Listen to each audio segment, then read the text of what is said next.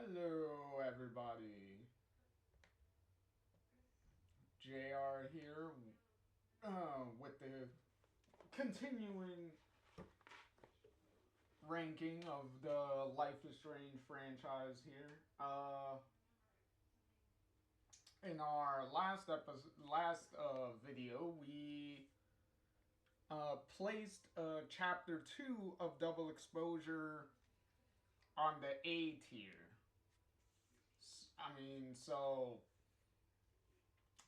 things are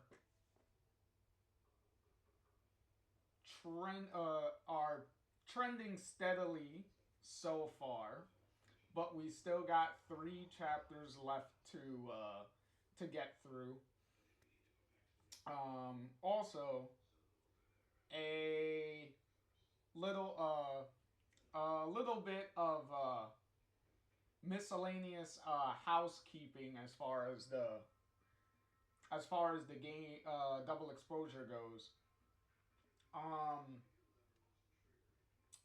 with the return of Max for this game, and the fact that the game takes place almost about 10 years after the first game.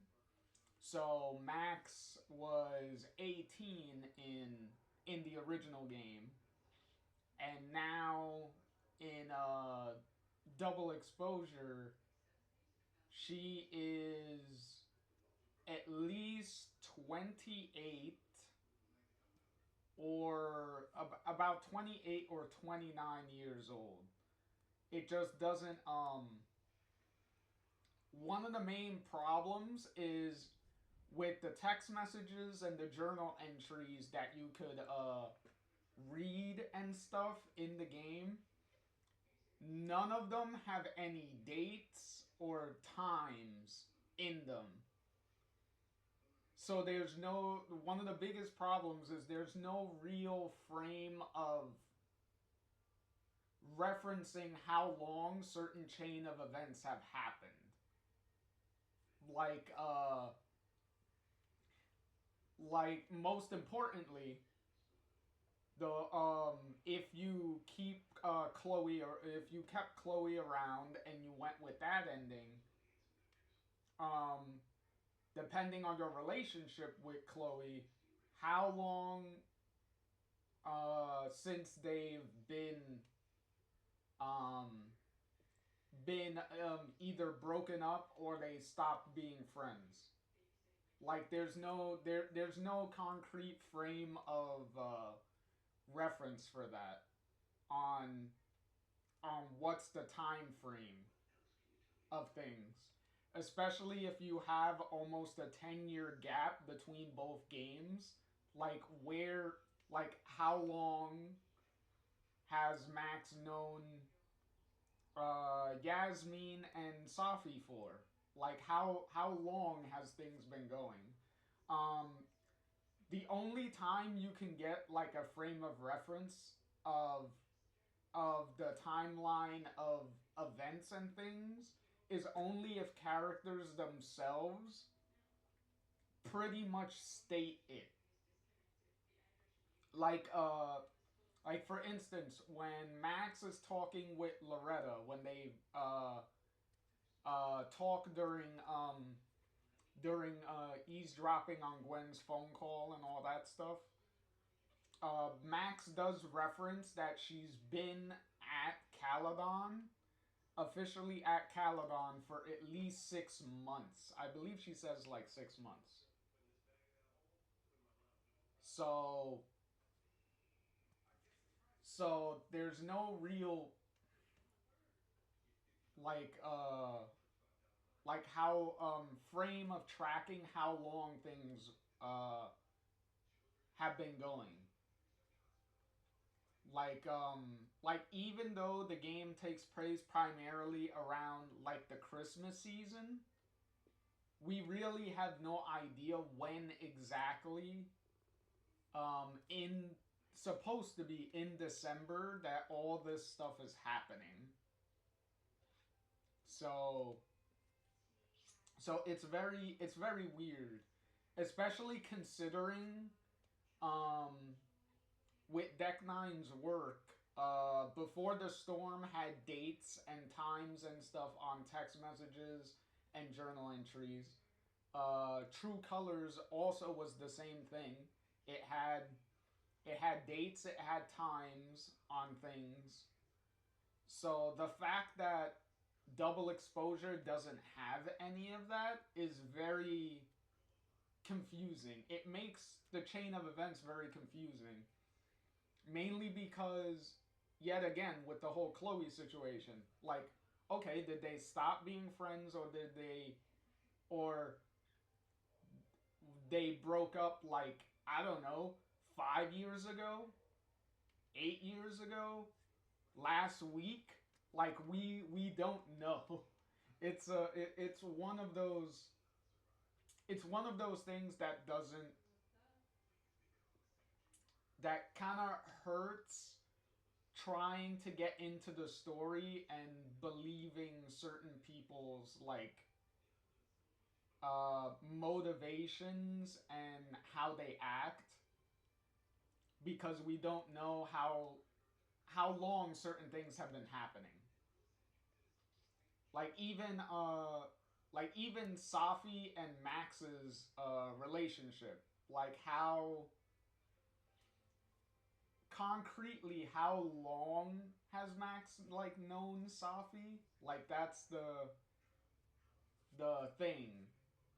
Did did she meet Safi before meeting her mom, or did Max meet Safi through her mom when her mom discovered her like photography work? And that's also another thing. How long has Max been a professional photographer for? Like, how long has that been going on? Was she doing that while she was still with Chloe, or what? What's it's very, whether Chloe's there or not, it's like, okay, how long has she been professionally doing this and that? It's a very weird situation on how this goes. Um um Also, with the time jump, and bringing Max back, this version of Max, the double exposure version of Max, is technically the oldest playable character we have had in any of these Life is Strange games. Because she is, if you don't count Max because she's a returning character, if you count, if you want to count only completely new characters, then the oldest character we have had is still is still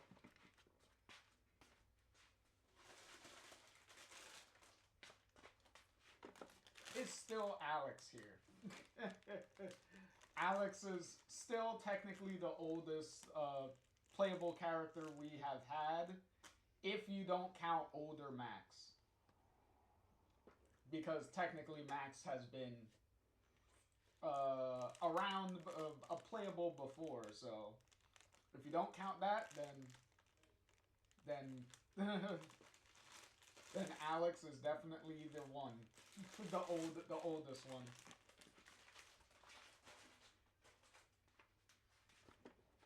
Ah, but yeah, just a little housekeeping to clarify on on how the text messages and journal entries and all that was handled this time around.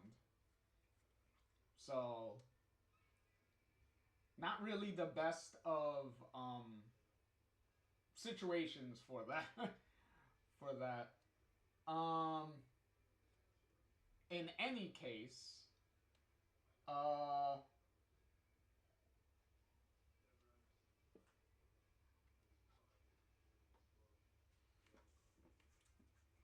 in any case, I will and just like last episode, to remind myself of some of the chain of events and things that happens in the game. I will refer to my the video of my playthrough through double exposure. So yet again, I have done all the playthroughs and read-alongs and things like that to all of the Life is Strange stuff that is on this list that we'll be going through in all these tier lists. So I'll be referring to my video, using my videos as reminders. So um, if you're interested in any deeper dives and everything and reactions and stuff as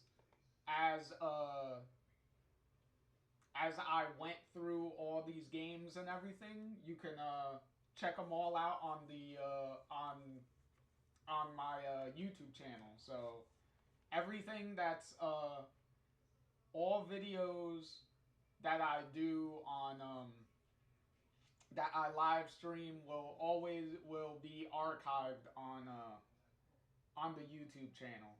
So in any case, we will jump into episode 3, well, chapter 3 of Double Exposure Spin. And certainly the end of chapter 3 here will definitely make your head do a couple of spins. But in any case, we pick up with presumably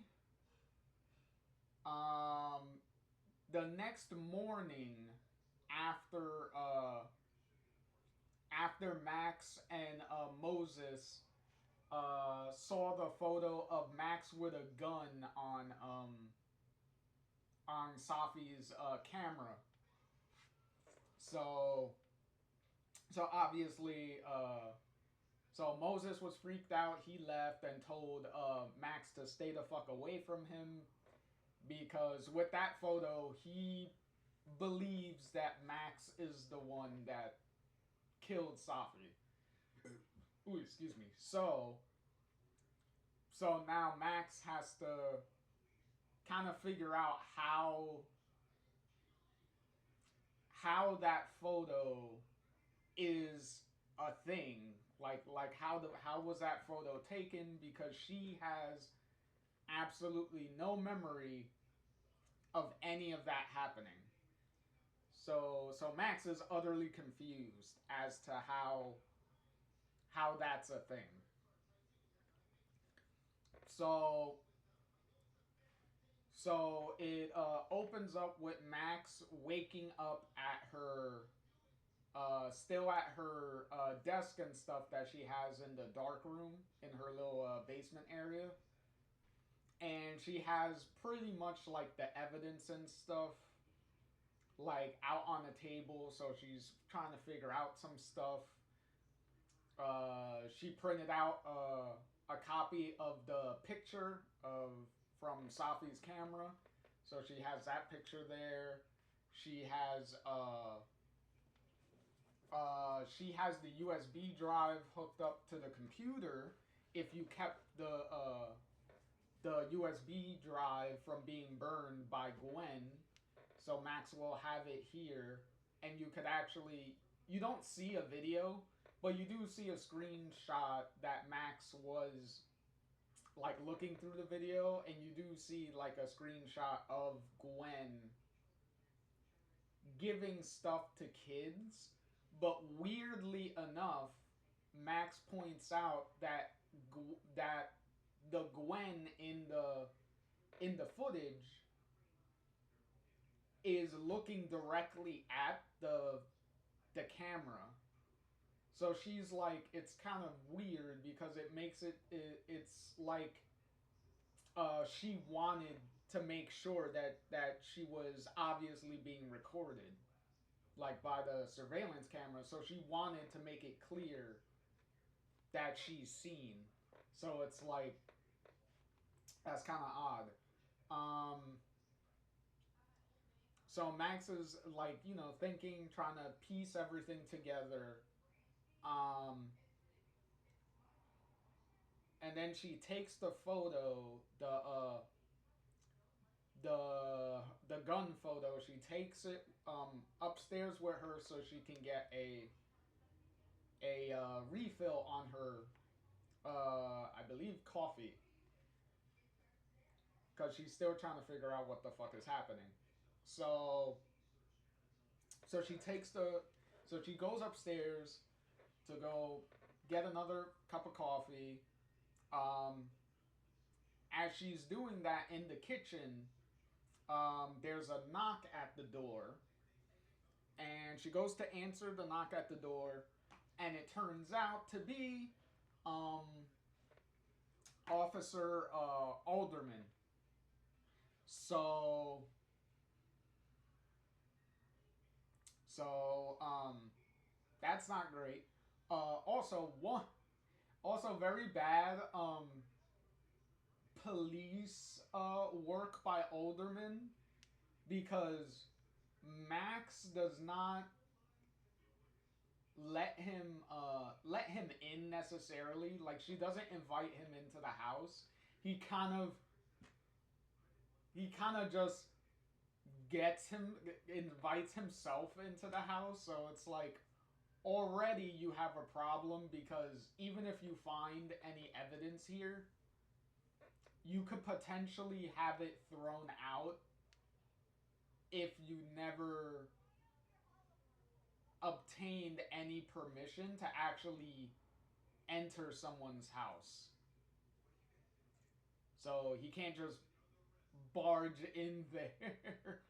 but but yeah, it's not like he aggressively comes in. He kind of just maneuvers his way in, like. But in any case, Max goes over to the kitchen because she left the photo of her with the gun on the table. So she goes over there. She kind of puts the coffee cup like in front of it to try to hide the photo. And now Alderman is pretty much like pacing around and is pretty much telling Max that nothing about Safi's case is adding up. There's a lot of weird inconsistencies and things that don't fit together. And Alderman believes that it that it has something to do with Max. And he'll also point out, he'll also mention Arcadia Bay. In the way he references Arcadia Bay depends on what ending you choose. So he'll either mention, the town being destroyed, or he'll mention, like, the murders and stuff, like with Rachel and Chloe. So, so, um, and he pretty much says that for whatever reason, death follows Max around. So he's kind of suspicious of her. Like he pretty much wants to accuse Max of being the murderer, but he's lacking evidence to prove it. And also, obviously, he can't explain how it's even done. Like, how would it have been even done? So while he's doing this, um, whilst he's talking like this, there's a moment where he's pacing around and he has his back towards Max, and which makes this scene very infuriating because Max has the photo on the table. So obviously she's, hiding the photo like I said. But he turns around, has his back to her. He still hasn't seen that she's hiding something on the table, right? He hasn't seen any of that. So he has his back to her for a couple of seconds, like for a good amount of time. Certainly enough time for her just to take the photo and either put it in her pocket or just like drop it on the floor, like on the floor below her, so that way, any way that he can't see it, right?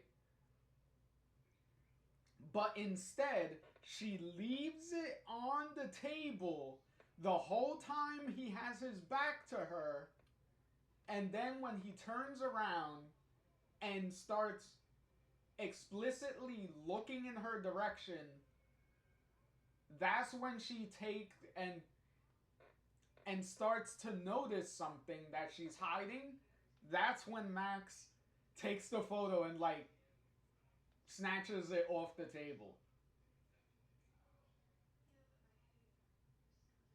And it's at that point Alderman obviously noticed she hid something, and then he starts like laughing and then pointing at her. And then from there, and then after that, he pretty much sees himself out and leaves. And it's like, bruh, why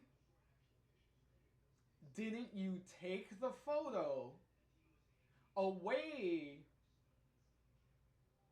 when he had his back to you and he couldn't see anything? What the fuck? Like, I don't understand. Like, if he was pacing around and still like having an eye on her, looking in her direction the whole time, that's one thing. But when you literally put in a moment of him not looking in her direction for a good amount of time, certainly enough time to quickly just take the photo from the table and put it somewhere else. Like, I don't know. Like, I don't know what happened to Max's brain. I think her brain kind of like fell out of her head for a minute. But holy shit, that scene literally already made my head spin because bro, why did you write why was the scene why was the scene handled like that? I have no idea. Like, if you were, especially in doing it in a contrived manner, because you literally just forced a confrontation for Alderman to notice Max hiding something.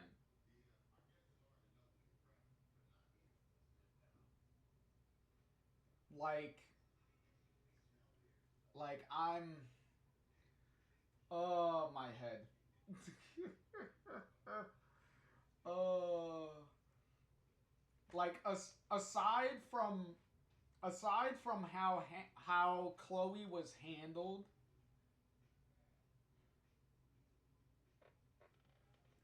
this scene really this scene irritated me with the photo, cuz literally when I played this for the first time, especially I I literally was screaming at the screen, screaming at Max, put the take the photo off the table. I was like, the dude has his back to you and he's monologuing to you. Take it off the table. And the fact that she doesn't think to do that at that point is fucking ridiculous. Like I don't. Woo. But in any case, um, so Alderman leaves. Max takes the photo, puts it back on the table, and she's like, "Okay, I need to figure out what's the deal with this photograph, like with the photo." So she's looking at the photo, and she's really focusing in on the photo, trying to figure it out, right? And you could probably guess what's about to happen. So she's focusing intently on the photo, and the jumping into the photo moment from ironically enough the end of episode 3 of the original Life is Strange happens again. So she notices the feeling that she had when she would jump into the when she was able to jump into photos, and he's like, oh shit, my powers um are still around, because since she hasn't been using her original powers, she probably Max mostly assumed that maybe her new powers that she has, the whole going back and forth between two timelines thing, may have overwritten her old powers. But no, it turns out that it turns out that she still has her old powers, but her hey hey, but her new powers are just added to it. So now she just has two sets of powers now. So now that she can feel that her jumping into photographs ability is still around, she's like, okay, I haven't used this power in a while. Let me try to go into this photo and see if I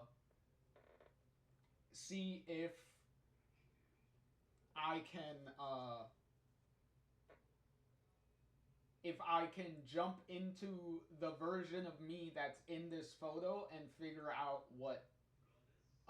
what's happening.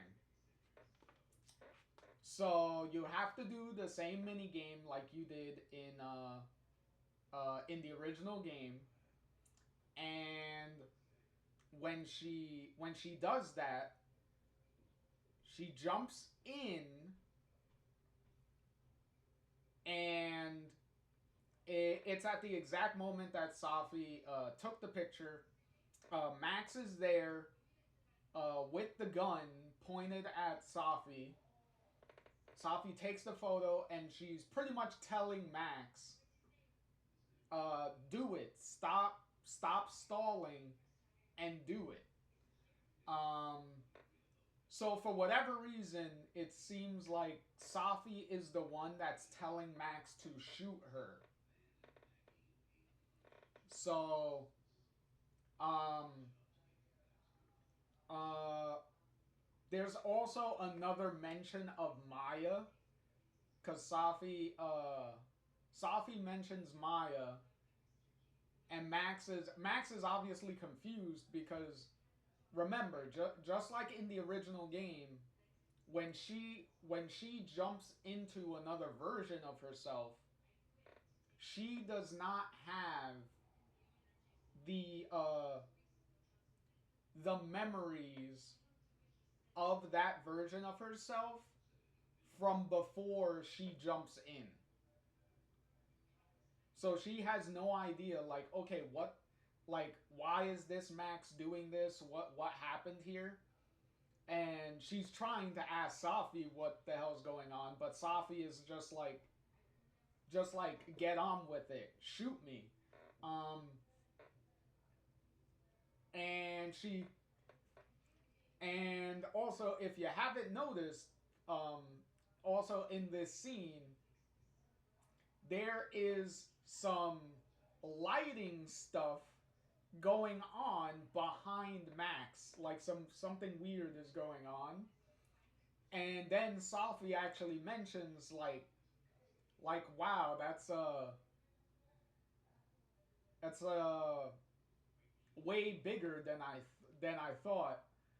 And and it's at that point that Max turns around, and right behind her is another big tornado.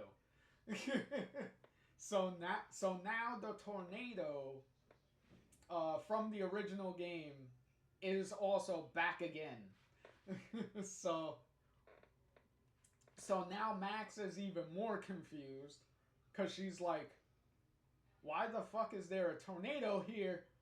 Like I haven't been using my time powers or anything. So why is there a tornado shouldn't be here? Um Also, the Max is still going off the, cuz to Max she still believes that the reason why there was a tornado and everything in the original game was because of her use of her time powers. But to be 100% fair, the original game never clarifies why why the tornado was even a thing, like at all. Because in the original game, the very first thing that happens in the original game is Max waking up by the lighthouse when the storm is happening, and going to the lighthouse and seeing the tornado approaching Arcadia Bay. And she hasn't even discovered her time powers yet. So the original game establishes the storm as a threat before Max even gets any powers. So there's no concrete reason as to where the tornado came from ultimately. So so the fact um that if you let Chloe get killed at the end of the original game, the storm uh doesn't show up. is kind of a thing, but yet again, it's also can be a little contradictory because if that's supposed to link the storm to Max's powers to begin with, then why did she even see a vision of the storm before her powers were even a thing? So yeah, so the in any case the storm is here, uh or at the very least going to be here again. So so it's at that point that Max doesn't get any clear answers from Safi as to what's going on. Except the only thing she really gets is that Safi is willingly wanting to get shot by Max. So, and the confirmation that it is Max herself that did shoot Safi. Now why did that happen is pretty much what Max now has to figure out. Um, and before she can even question Safi or anything about any more stuff that's going on, as far as Maya goes, the storm, why do you want me to shoot you and everything, Max gets thrown back into the into her original body. So now she's back in her kitchen, and he's like, that was not enough time. I need to find out more information. And then she tries to go back into the photo again, but this time it's not working. She keeps trying. She's straining herself a lot to try to get back into the photo, and all it does is cause a big nosebleed. So all it does is make her nosebleed. So that happens, and then she pretty much like falls onto the floor and pretty much just sits down on the floor next to the kitchen counter. Well, the kitchen table that she has the photo on. So she's like, okay, I can't do that again. So we're just gonna try to figure out what's going on. Maya seems to be a connecting person in what's going on, or at least in what's going on with Safi, because the fact that Maya was her best friend, um, from talking with other people around campus and stuff. So now Max is like, okay, I need to get more information on Maya and who exactly she was, and overall what her relationship and whatnot with Safi was, to see what's the big connection going on here. So she go. So first, uh, Max is like, before I go to do that, I need to clear the air with Moses first, because Max is like, I'm gonna need some help in trying to figure this stuff out, right? So So she pretty much organizes a meetup with Moses about, you know, coming clean and trying to clear the air about what's happening, or what Max thinks is happening, right? So shockingly, Moses does show up. They meet up at the Overlook area, and when Moses gets there, he makes it abundantly clear. I told Diamond where I was gonna be. So if you try anything funny, people know where I am and stuff like that. So Max is like, it's okay, I get it. So at this point, Max pretty much comes clean about her powers and what been investigating so far, how long she's been investigating. And when I mean by explaining to Moses about her powers, I mean both of them. Like she even pretty much gives him like a Cliff Notes version of the original game and what happened and stuff. Uh, she initially Moses is like okay, I one, it's really crazy because immediately when he starts telling her this, he immediately just wants to leave because he initially, like, obviously, who's gonna believe the powers thing that she's talking about, right? So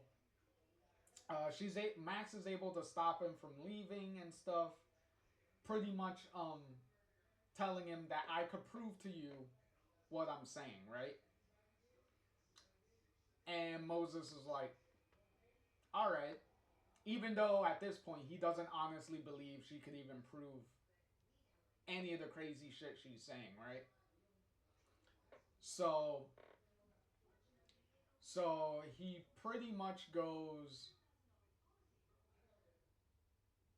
Max pretty much says, "Okay, I am going to uh I am going to disappear, right? Where you can't see me. You're not going to be able to see me.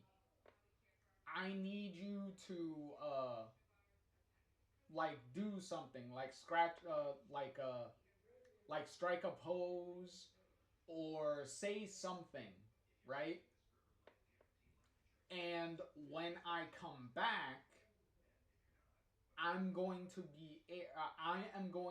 tell you the exact pose that you made and what you said."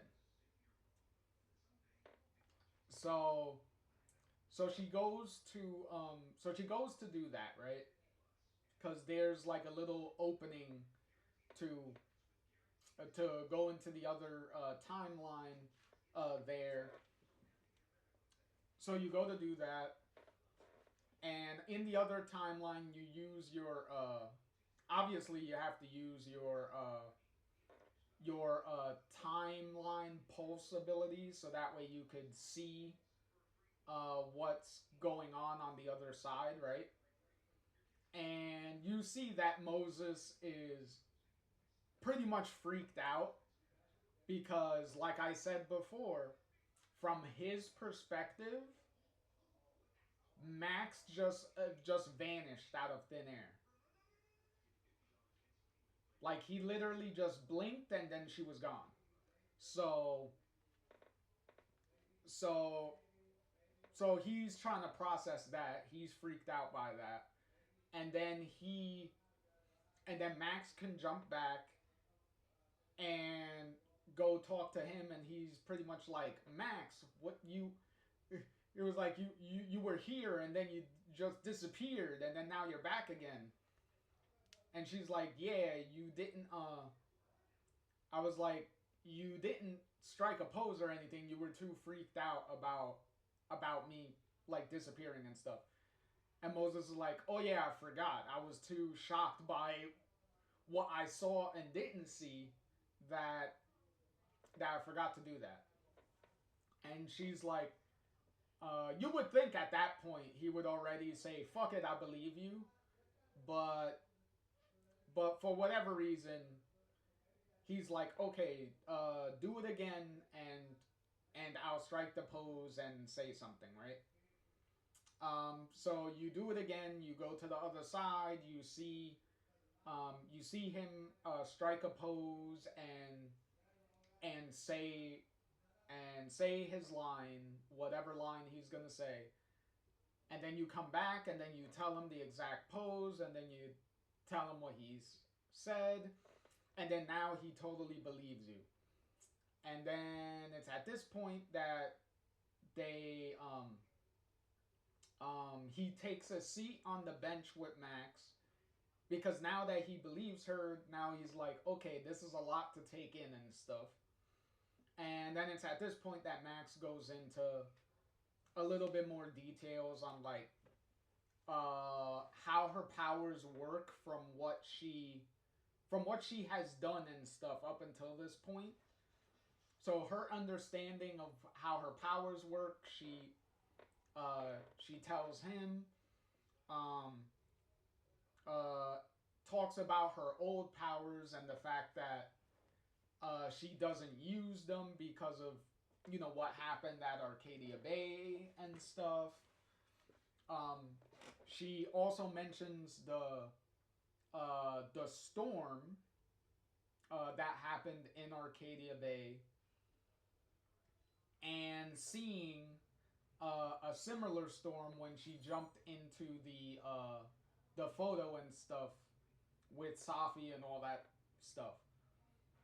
And Moses is like, okay, so we need to. Max also mentions Maya, and Max is like, Moses is like, okay, we need to figure some stuff out. What happened with Maya and stuff is a little bit before Moses even got there. So the whole Maya thing happened like a while ago. Yet again, we don't know exactly how long. The time frame of things are very vague, are too vague. But in any case, also, when they're about to leave,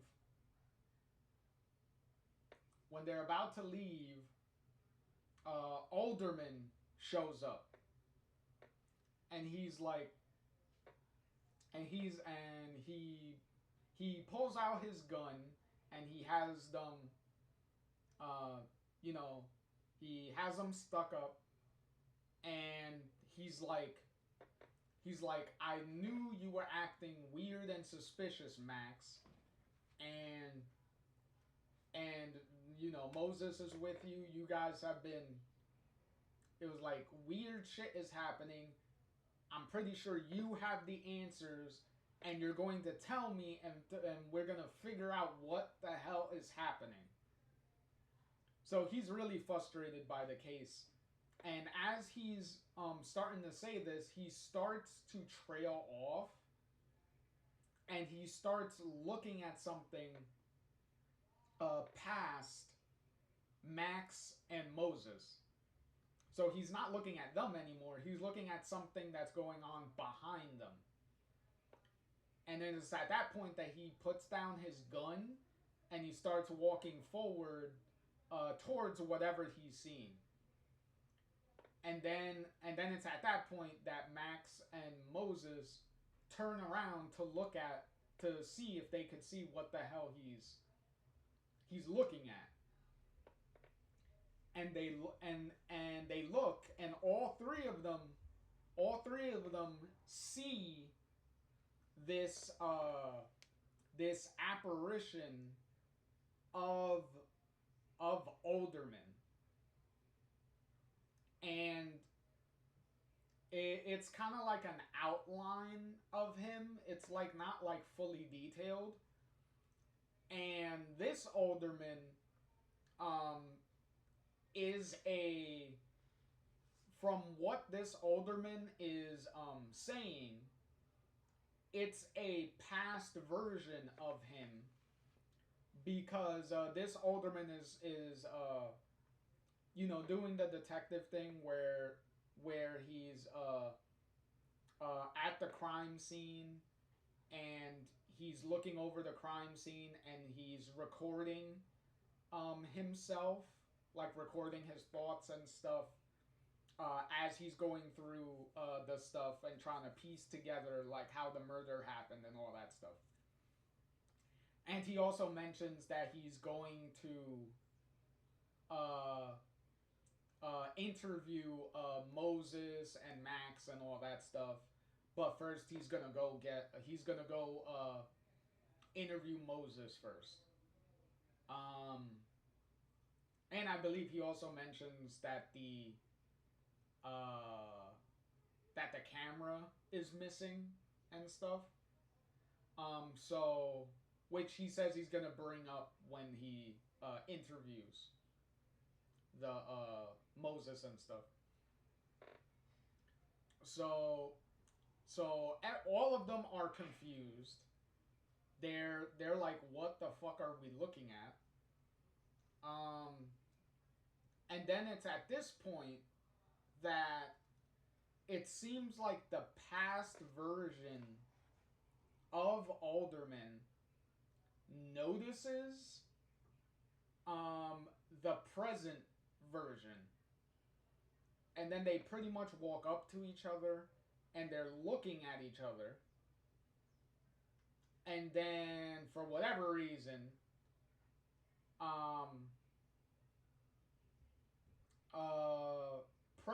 present day Alderman reaches out his hand and touches his past version on the shoulder, which turns out was a bad idea because what ends up happening is that seems to trigger a reaction, and it's almost like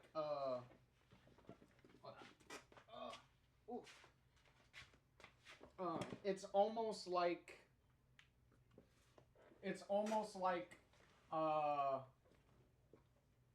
both versions of Alderman are kind of like fusing together. And it's at this point that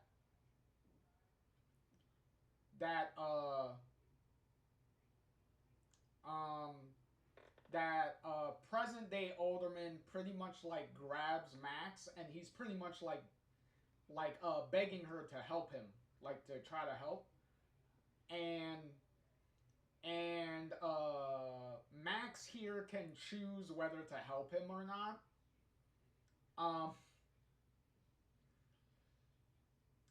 Either way, no matter which one you choose, he ends up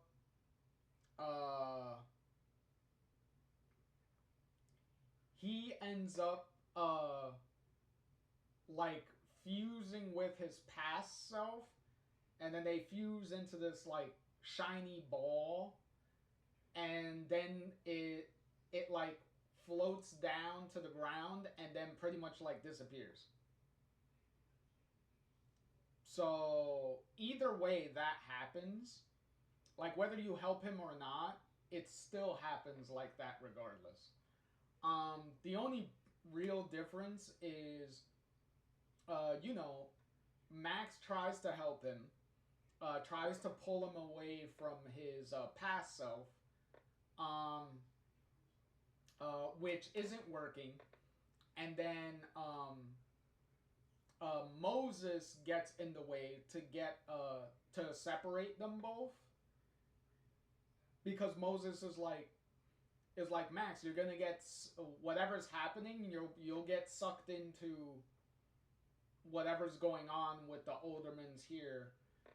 So he pretty much gets Max away from them, and then that's when the Aldermans just fuse into the shiny ball. Um, and hilariously, if you choose to not to help him, um, instead of Max just pulling her arm away from him and calling it a day, for whatever reason, very uncharacteristically, Max literally punches Alderman in the face to get him to let go of her. I don't even know. I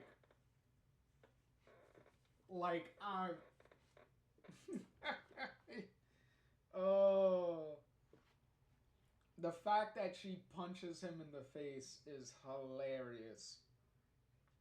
Oh Lord. But in any case, um from how I usually play, Max tries to save the guy, because from a pure character perspective, based on how Max is as a character, when you take everything that happens in that has happened in this game and the original game, Max would try to help this guy. So her not helping him is kind of like, why would you even choose that? But even though that's an uncharacteristic choice, the fact that they also had her punch Alderman in the face is just wow.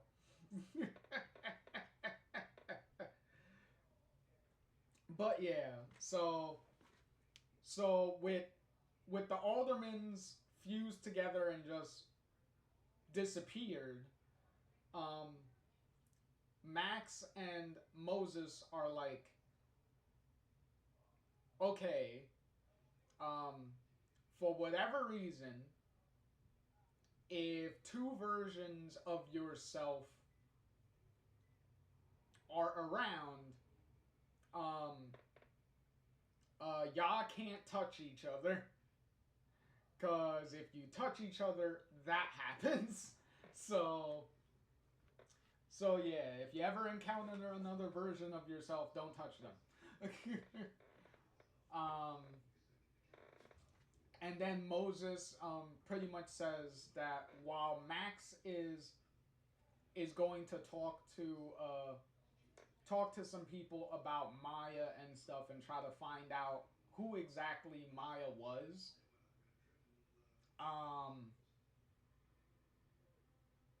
she Moses is going to try to find out some information on his own also, and then they'll put what they learned together and things like that.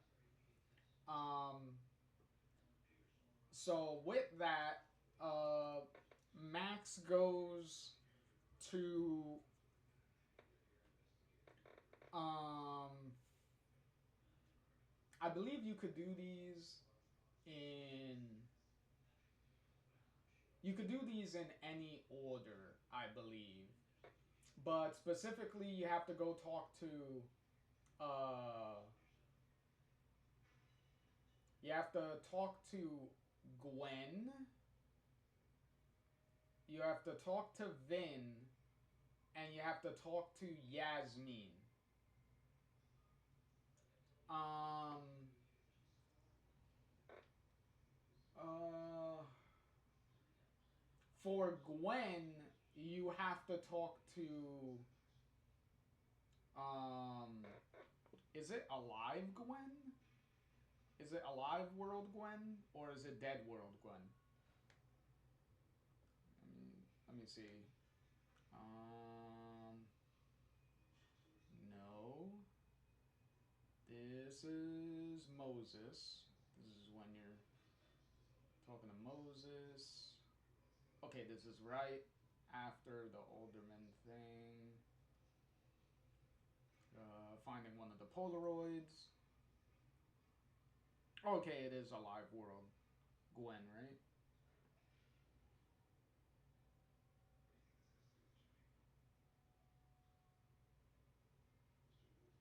Hmm. I think it's a live world, Gwen. Sometimes the backgrounds are kind of odd.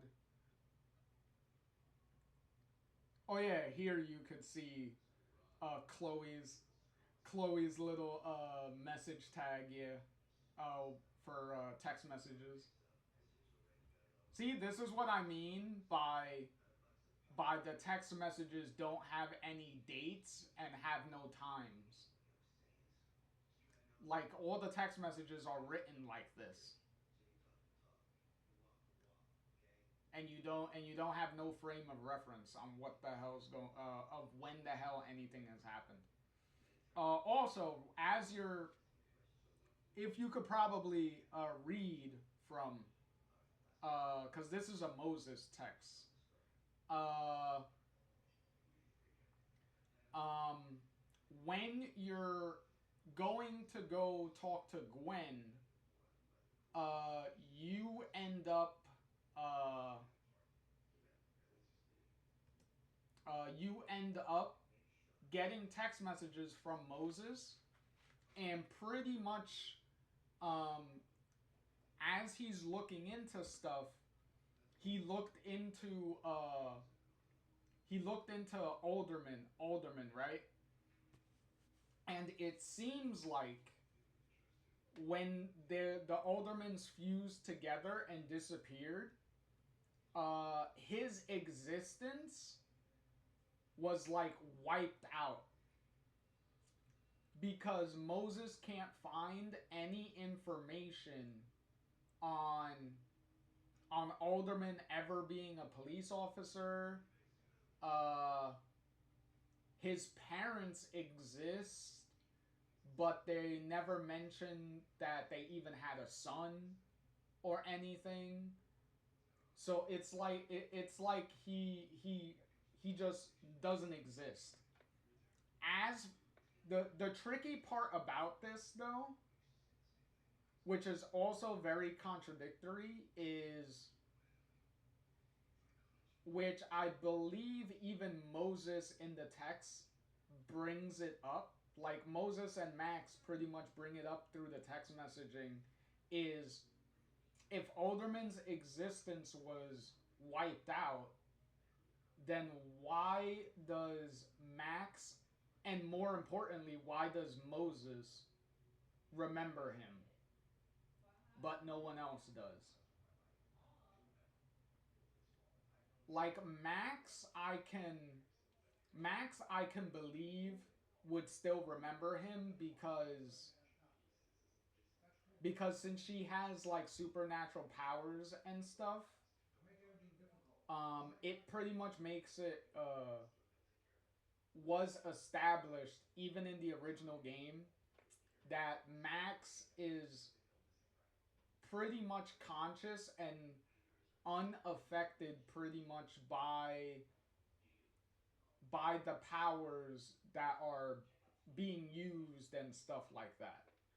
So she so you can kind of reasonably believe that she at the very least would still remember him because she remembers everything, because when she was changing timelines and things in the original game, she still had full memory of the other timelines and stuff like that when she made from everything that happened before she made changes and stuff to timelines. So Max I can believe remembers, but why exactly? Oh, why does Moses um remember is kind of a big question mark, and it's oh excuse me, and it's something that never gets answered, like never really gets answered as to as to why they remember him if he's supposed to be poofed out of existence and nobody else does. Um, it most importantly too, this sets up the obviously the consequences of if you meet another version of yourself and you touch each other, this is what's going to happen. If you touch, you're going to get wiped from existence, right? It establishes that. Um, and this um, also confirms what Reggie saw in episode 2, because Reggie said that he saw himself. So most likely what he saw was what Alderman saw. The only main difference is, without realizing it, Reggie did the smart thing and immediately leave. Like Reggie didn't bother touching touching his past version or whatever version of him that he saw. So Reggie smartly saved himself without realizing it. Um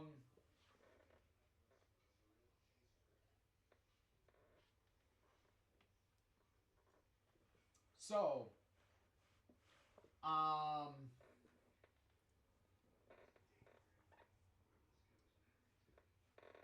so with that, we go to alive the alive world, right? Because we need to figure out what about Maya, and um obviously, with Safi being around too, we can talk to Safi about Maya also, right? Um, so right now we don't know where Safi is. Like, Safi's not around, so it's like, okay, we'll go to see Gwen. So we go to Gwen, who's in her office, because we're in the is it the alive, or are we in the dead one? Either way, it's confusing. But in any case, um, whichever version, whatever version of Gwen. Most importantly, you go to their office. Gwen is there, um, and you pretty much confront her about Maya. Um,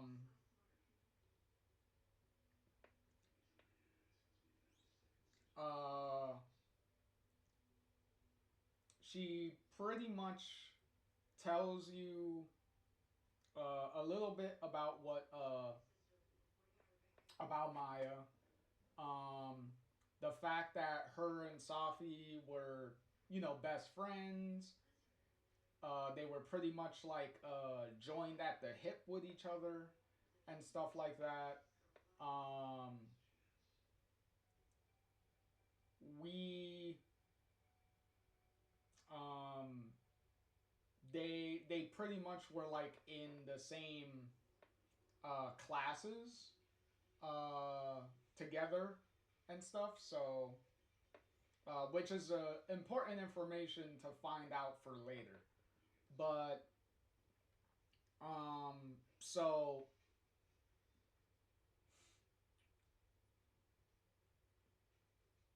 we also pretty much confirmed to Gwen, uh,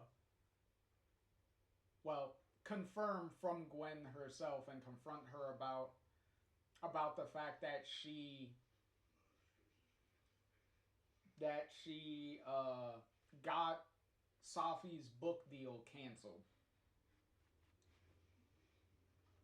So we pretty much ask her why, and the answer she gives is pretty similar to what uh, the email said. What was said in the email that we found on Gwen's computer, with that there was some sensitive information that Safi wrote in the book that could cause some issues and stuff. And pretty much Gwen is like, okay, if you want any more uh, like information about Maya and stuff, you might, you know, want to try talking to Safi herself, right? Because you know, since they were so close, who better would have known, you know, about Maya than Safi? So it's like, okay, um, and with that, I believe we finish that, right? Yeah, because it's talking to Gwen. Okay, yes. And then from there, we go to talk to Yasmin, who is sitting by the cafe area. I believe she's also sitting at the same. I believe it's the same table that that you met up with Moses at the end of chapter one, I believe. So, so that's a funny little thing. So pretty much you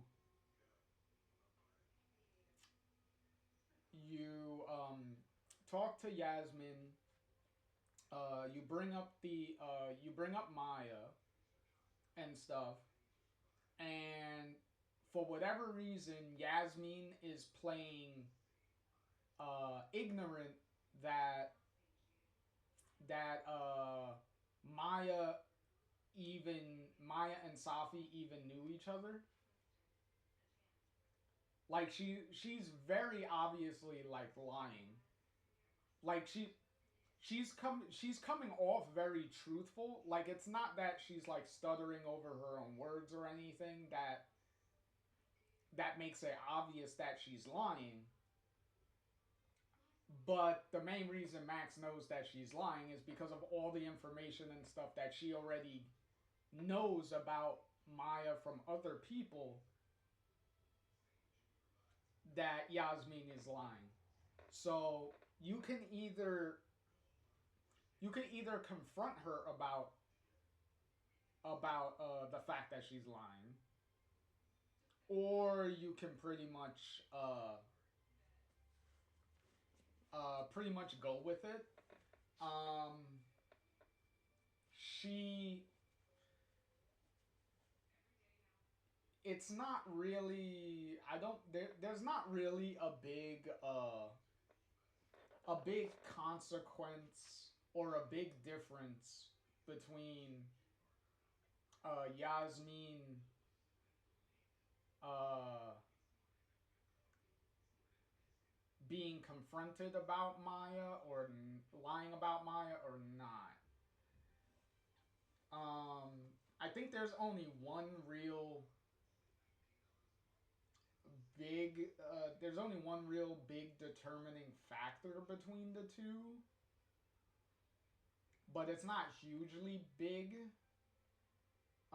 It kind of comes into play later during the overall ending of the game, but yeah, not the biggest difference here. So either way, um, you finish your Yasmin talk, no matter which whatever version that you go with. So you finish that, and then you're about to leave, and Amanda is there, Amanda sees you and she's like, "Hey, how's it going? You were just gonna walk right by me and not say hello." And pretty much, Max is like, "Oh, sorry, I was pretty much lost in thought. I have a lot on my mind." He's like, "Yeah, yeah," and Amanda's like, "Okay, what you been up to and stuff?" And Max is like, "I'm trying to figure out. I'm trying to find out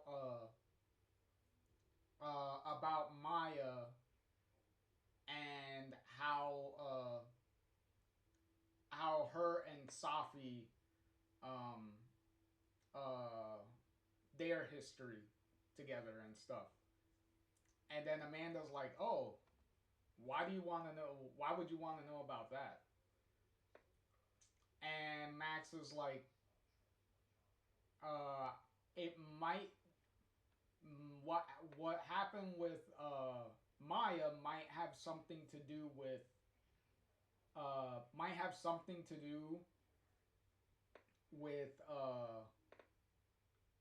like with uh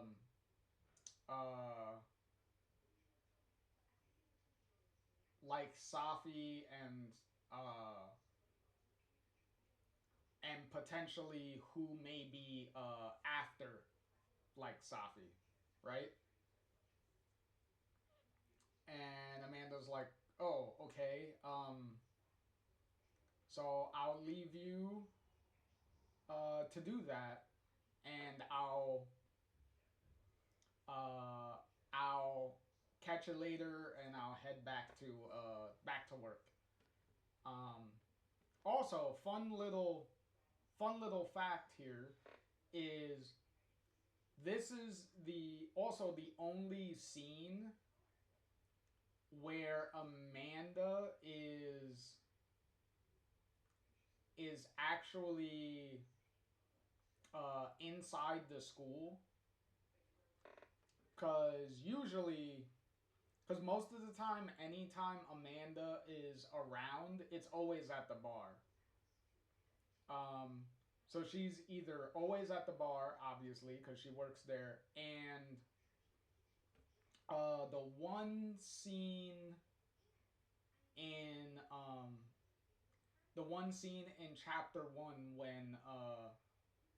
when she goes to Max's house. So she's a very stationary character. She doesn't really pop up in many places. The farthest she usually got to the school was just in the little cutscene where she escorted Max to the front yard of the school, the front courtyard. That's about it. Um, but yeah, so from there, where did we go? We had the Yasmin conversation. We left. Okay, now we're in the dead world because this is what I meant by the game helps you go figure out the dead and living worlds. Is you have the little blue circle there, and it literally just says dead on it. um, so we go to the dead world to talk to Vin. Okay, we go to talk to Vin. Um, we have to. Uh, so he's talking to Diamond, and we pretty much uh, find out some information about him, which is that he has where is it? That he's had something to do with hiding uh some stuff related to Maya,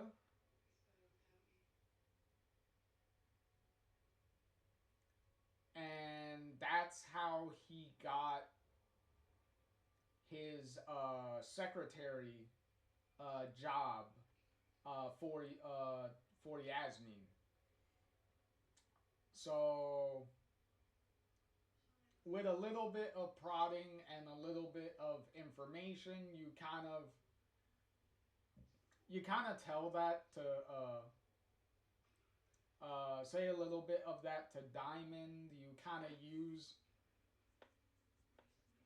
which depending on certain information you give to Diamond, because you could give her a couple of different things to kind of in the end it kind of forces Vin uh into stepping down as uh as Abraxas president or whatever, right? Of the Abraxas Society. So they get so you do that. Diamond is a little reluctant about how that turned out because Vin took it pretty, like, obviously he took it hard. Um,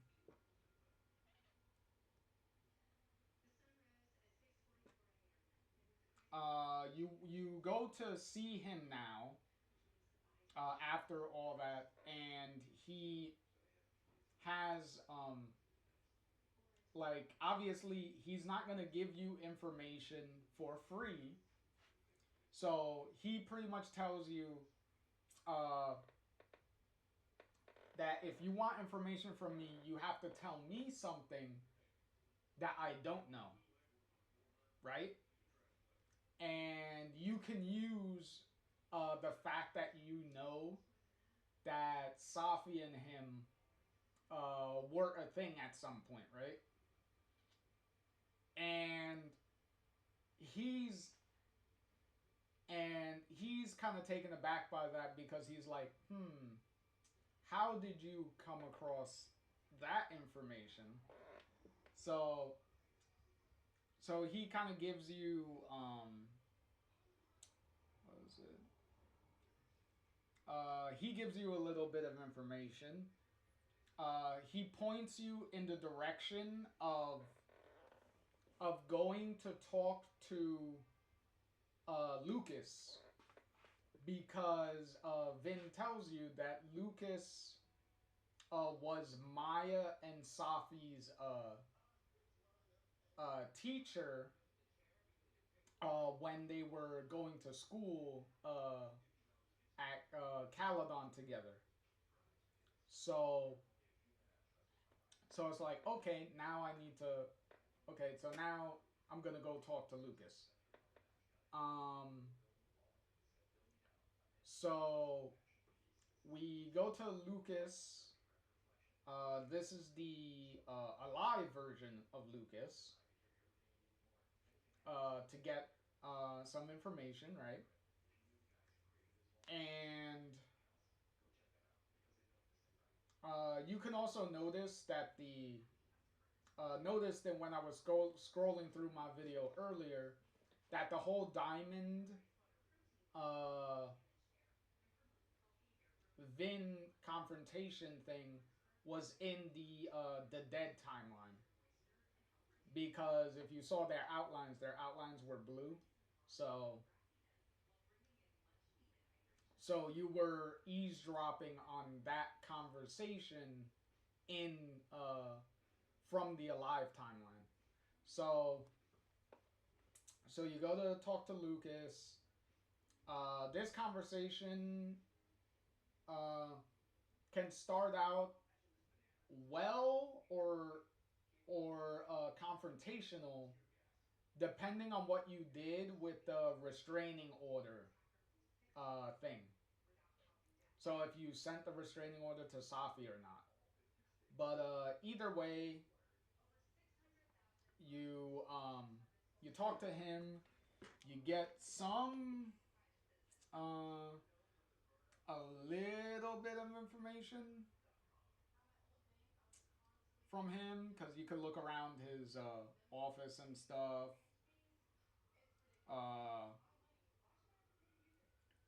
Uh, you also find out that his book is being adapted into a movie,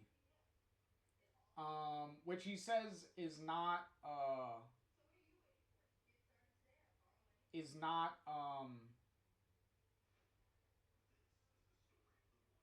like known yet. Like he hasn't told anyone. So, and he says that he's gonna make a big announcement about it during the uh, during the Krampus party. Uh, so so it's like okay, well that's setting up some stuff that's gonna come up in chapter 4. So we're starting to set things up for like the next parts. So so now it's like okay, I need to find out more information from Lucas. So what we're going to do is Max jumps over to the dead timeline, and in the dead timeline, Lucas is not. He's not in his office. He's away at a. I believe the game tells you he's at like a seminar or a speech or something. Like he has some event that he's at, so he's not at campus right now. So now you have free. Like obviously you could jump between. So now uh, you're in Lucas's office, which yet again the placement of these jump points between timelines are pretty questionable, especially when no one acknowledges that they can perfectly see you when you're doing this. But anyway, except apparently for Moses when it's convenient to the story. But yeah, so since you have free reign of the office, now you can go investigate things. Um, so you look around, you find that Lucas has a secret like locked drawer, and it's like oh okay, now we need to find out how to get in here. um you you end up finding the key, right? And I don't know why he would keep this as evidence for one, especially in school. Like if he was gonna keep this as evidence, he should have just I don't know, kept it at his house or something. But Max finds a manuscript, a handwritten manuscript of Maya's, and when Max reads it, she quickly figures out that wait a minute, this manuscript sounds very familiar to Lucas's novel. So So now it becomes obvious that, like, okay, Lucas clearly plagiarized Maya's novel that she was writing. So so that's pretty shitty and scummy, for one. Like, obviously, in like any anyone with artistic integrity will tell you that plagiarism of any kind is a very huge no-no. And if it gets discovered that you have been plagiarizing someone else's work, that's a very big way to get yourself completely, like, blacklisted from whatever artistic field that you're doing, if not all artistic fields in general. So so not very good. Obviously, there's more to this.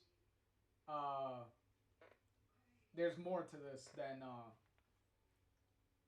so so with that so with that information, Max is like, okay, this obviously makes Lucas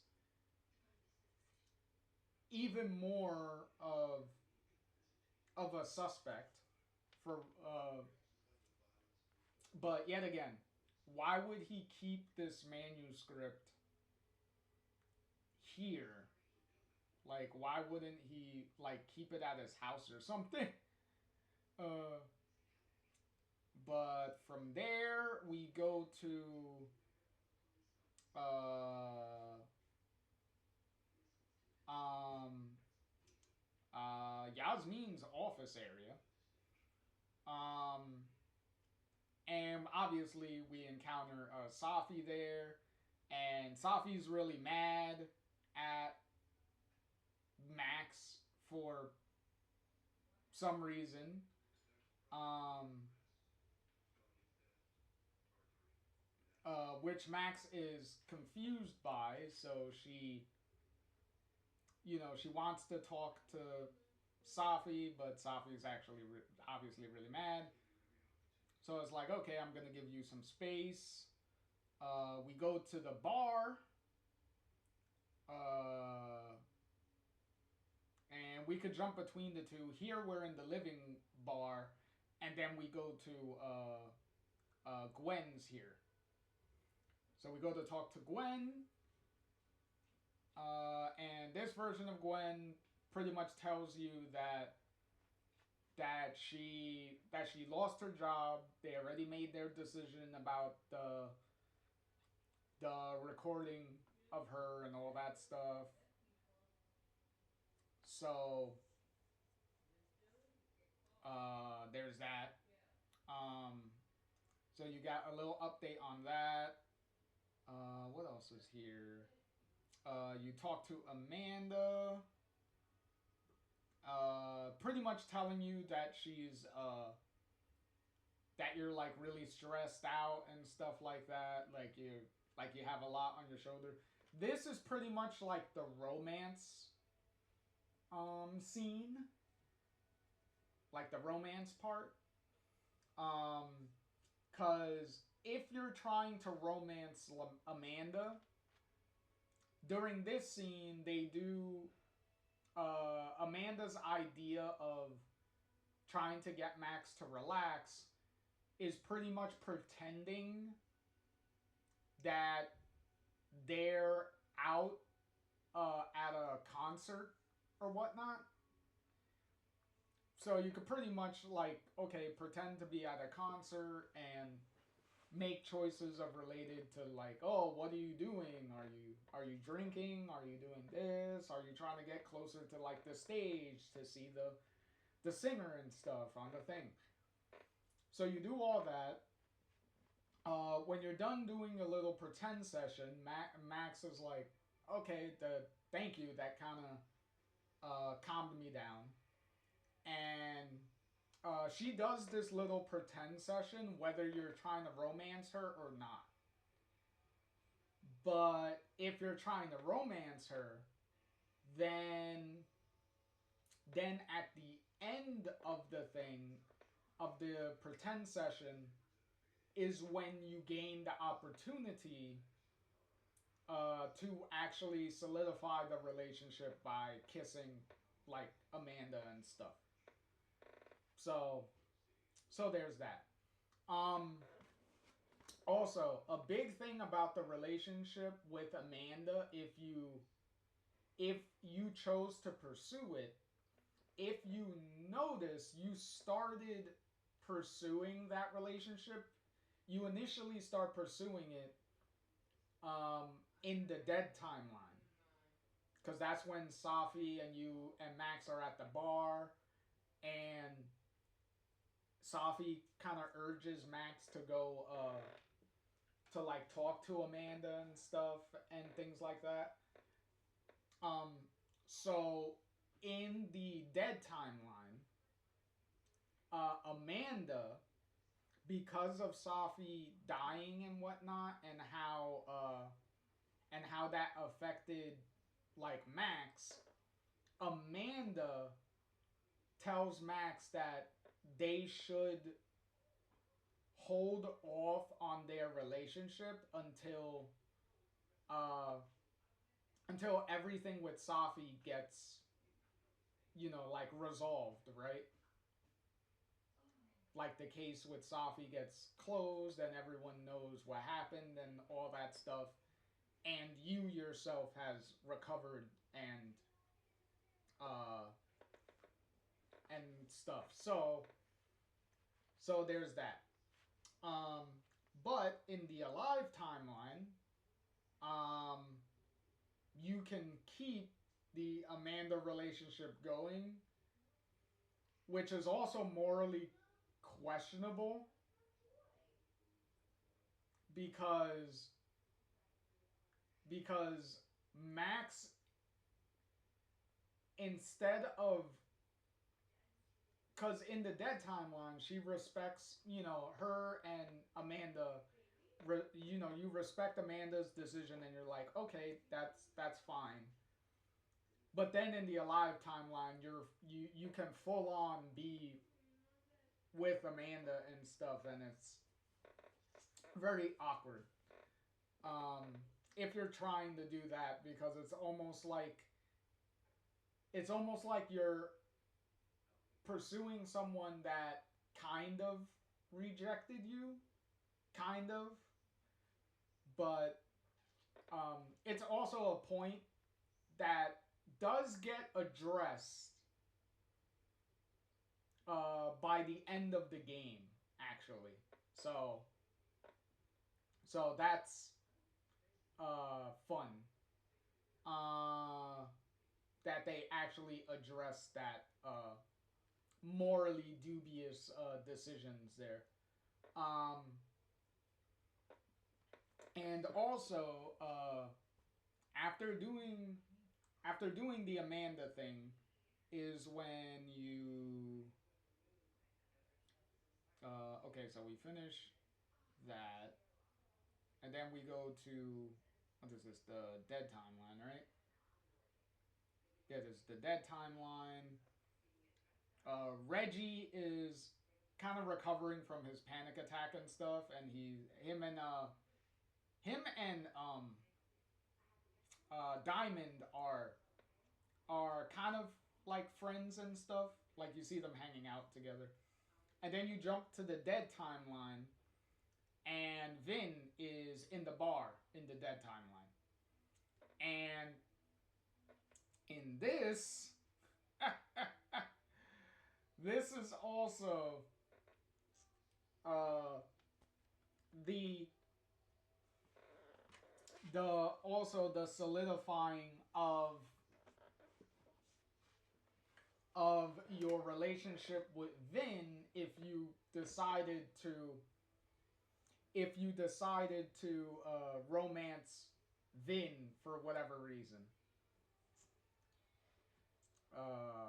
because yet again, how aggressively he goes after you is pretty questionable. So kind of rewarding him for that is kind of odd. Because in any other case, you could make a very strong argument that he is aggressively sexually harassing Max, even though he does not, thankfully, he does not put his hands on Max in any way. But everything he says is very innuendos and pretty straightforward about him trying to get with Max. So it's very odd. so whether you want to pursue a relationship with him, whatever, this is where you solidify it, because either way, when you're talking with Vin at the bar, he you play a game with him, like how with Amanda, she does the little pretend game.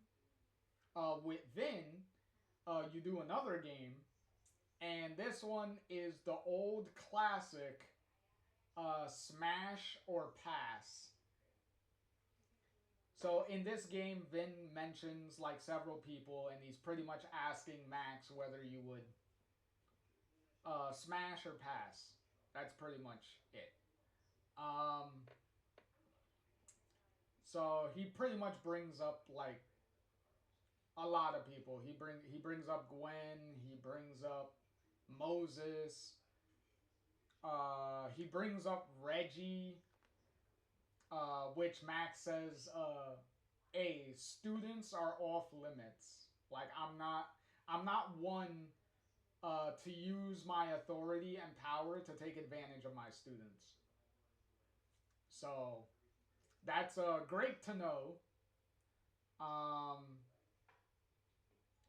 Vin, on the other hand, in this conversation, you actually find out that uh, Vin is pretty much like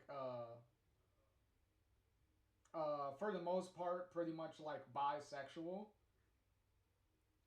and he pretty much is like, hey, if I uh if I like someone, then I'm going to like pretty much do whatever, because he kind of like also says himself like if he would smash these people that he brings up with too.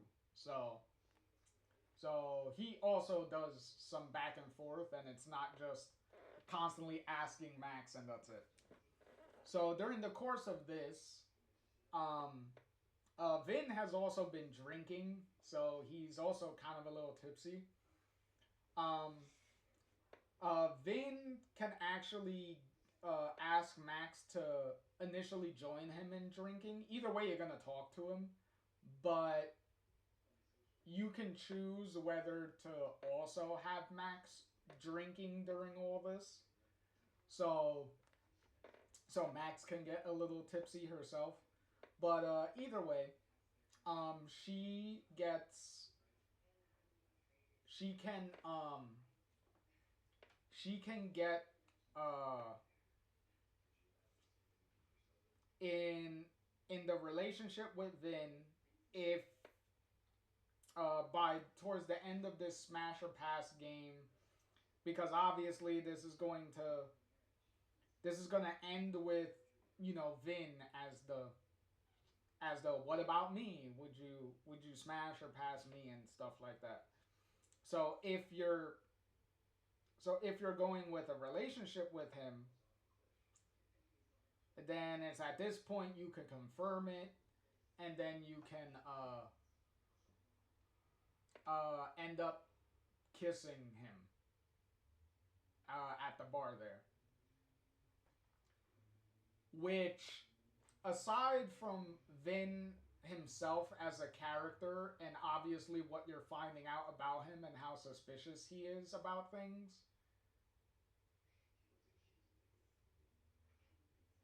it's pretty questionable to do this relationship at all. But it's even more messed up because in this scene, you're at the bar, you're in the dead timeline, right? Because for the most part, the game treats the Vin and Amanda romances as Vin is only romanceable in the dead timeline, and Amanda is only fully romanceable in the alive timeline. Because remember, Amanda put Max's relationship with her on hold in the dead timeline. And guess who's at the bar working is Amanda. And if you're pursuing Vin as a romance option um and you kiss him, Amanda is right there at the bar. So she can see all this happening. She does nothing is ever mentioned about it though.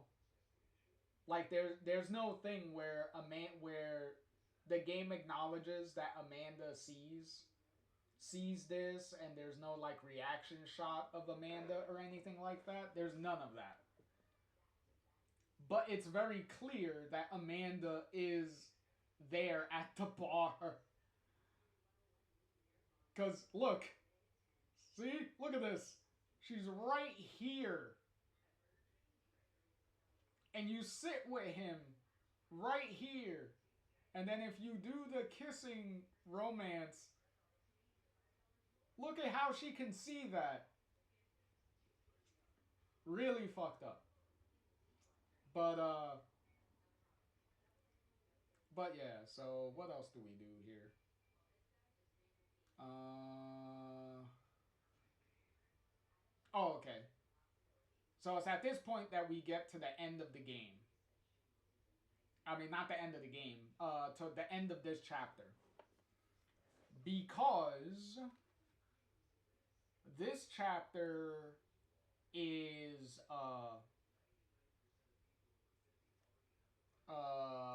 pretty quick.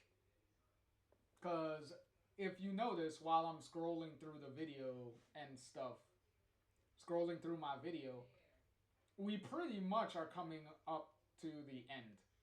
So what we do here is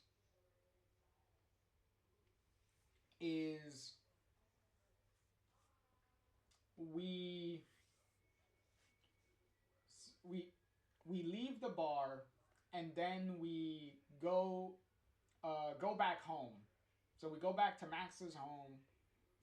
When we get there, we find that her house has been broken into. So they've broken into the house.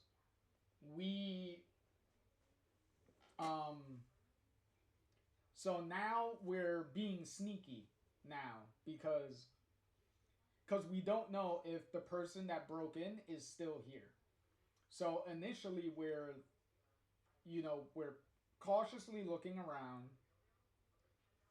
Stuff is thrown about. So clearly somebody has been aggressively trying to find something. And so Max is like, "Oh shit, like what's going on?" And then Max hears some rustling going on in the basement. So whoever is here is in the basement. So they're still looking for something. So they haven't left. So now we're like, okay, they're in the basement. We don't know who the hell it is and what they want. So it's at this point that with the game here you can do um you can kind of look around and figure out who it is, and then uh you can also blatantly find out who it is, because I do appreciate that the game lets you do this, and they did think about the possibility that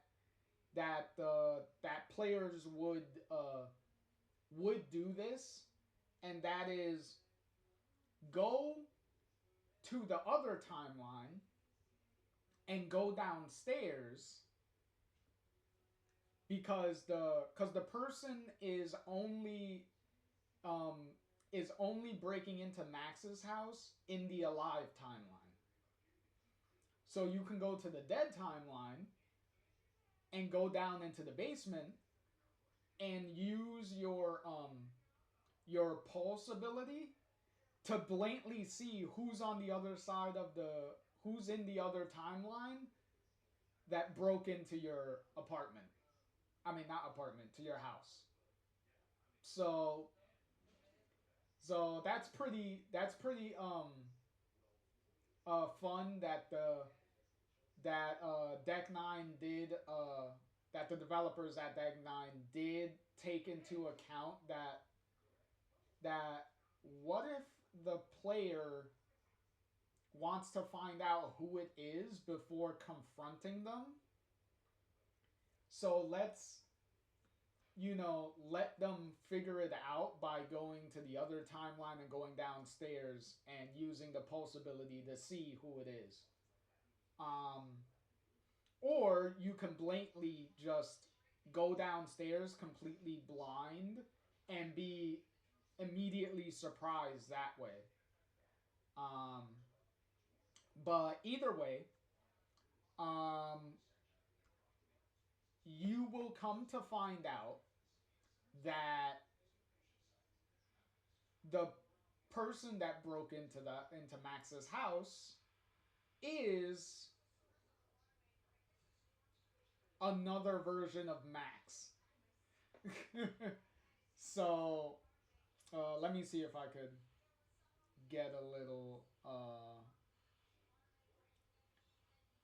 to the part here.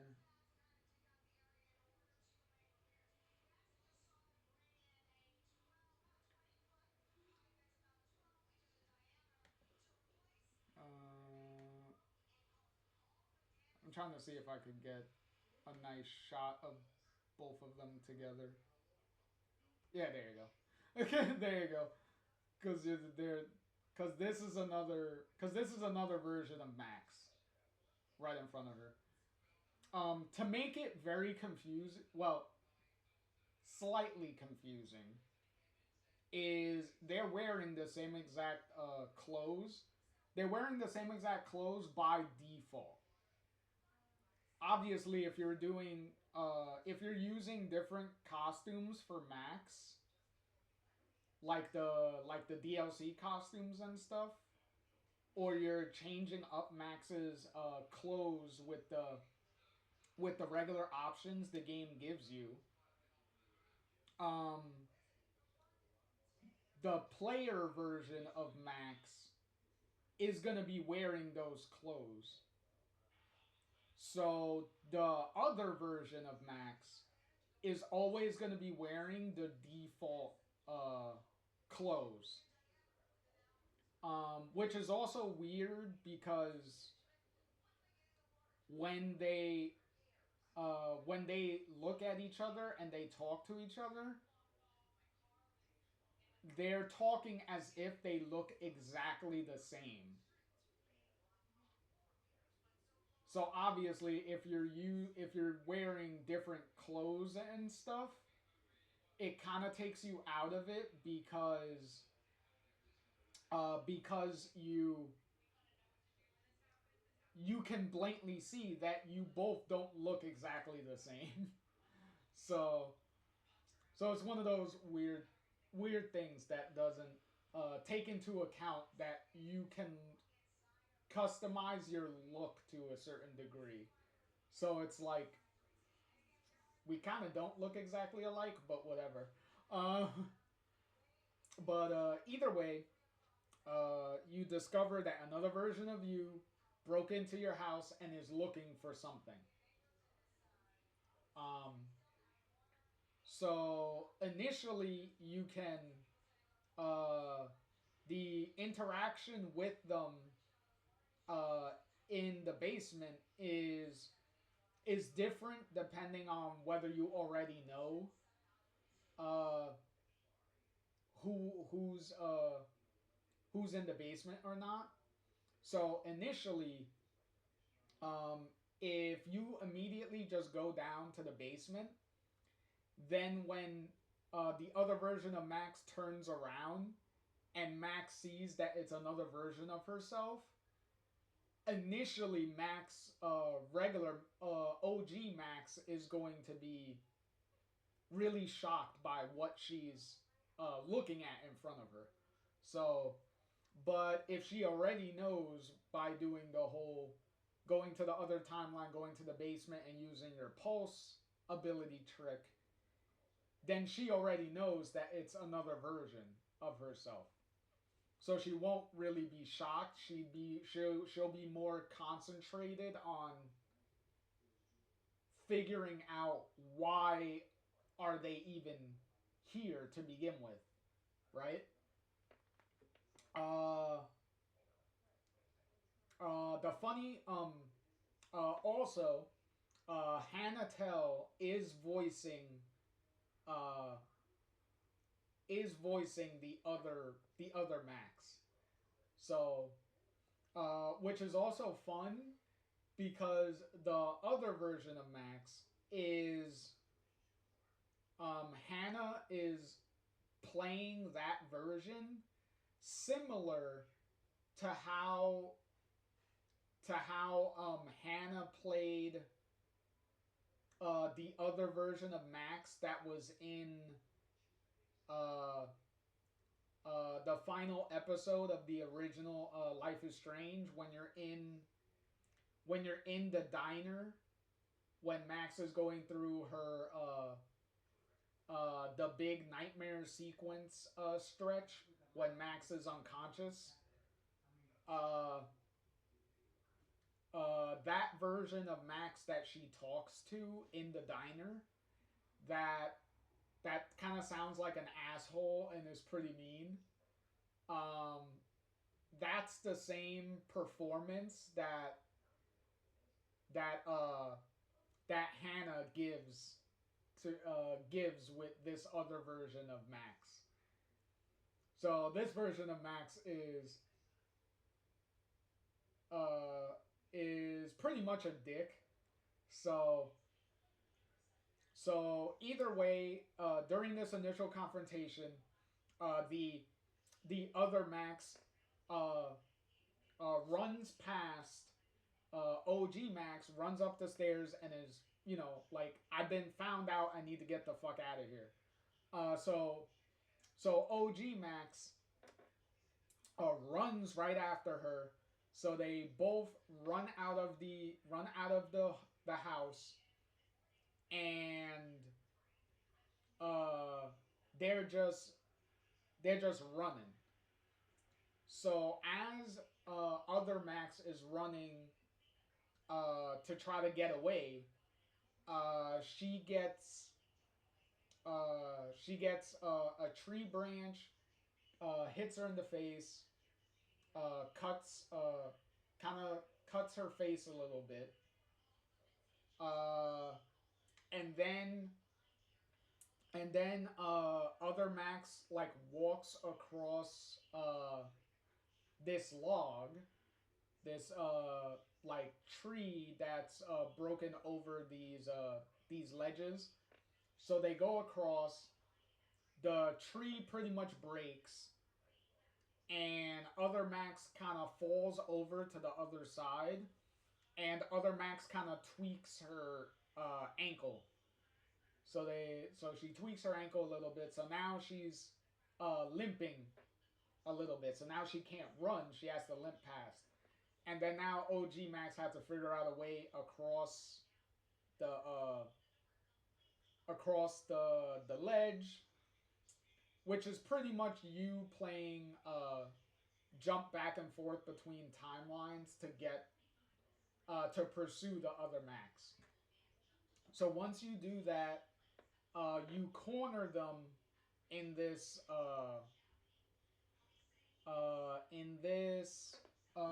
let me see if I could find it without extremely spoiling anything.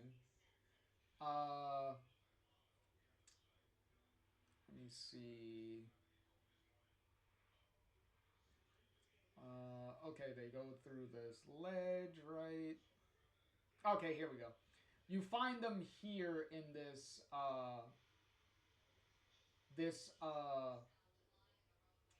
bridge, like in the bottom of this little bridge area. You're in the other timeline, so that's why you don't see them like there.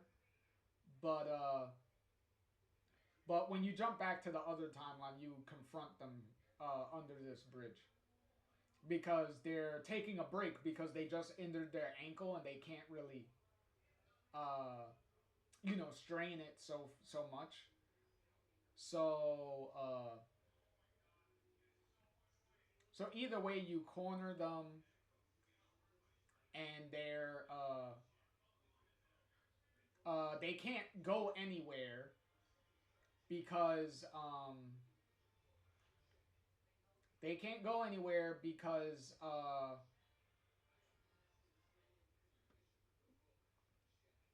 the only thing on the in front of them is a ledge where a big frozen lake is. So pretty much other Max is cornered and there's nowhere for her to go, so it's like okay, you caught me, now what we're gonna do. And then at this point, OG Max is like, why are you here? Where did you come from? Are you here to help me? Like about Safi or whatnot? And then other Max is like, oh, so this is what you've been concerned about and distracted by this whole time? And then you're and then other Max is pretty much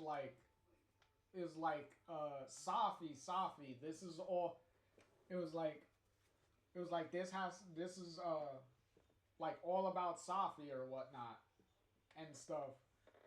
And pretty much uh as they're talking to each other, um original Max is obviously like keeping her distance from other Max because from the Alderman situation, she doesn't want to touch her because you know, potentially might get wiped from existence. Um, Also, the main difference between the Alderman thing and this situation is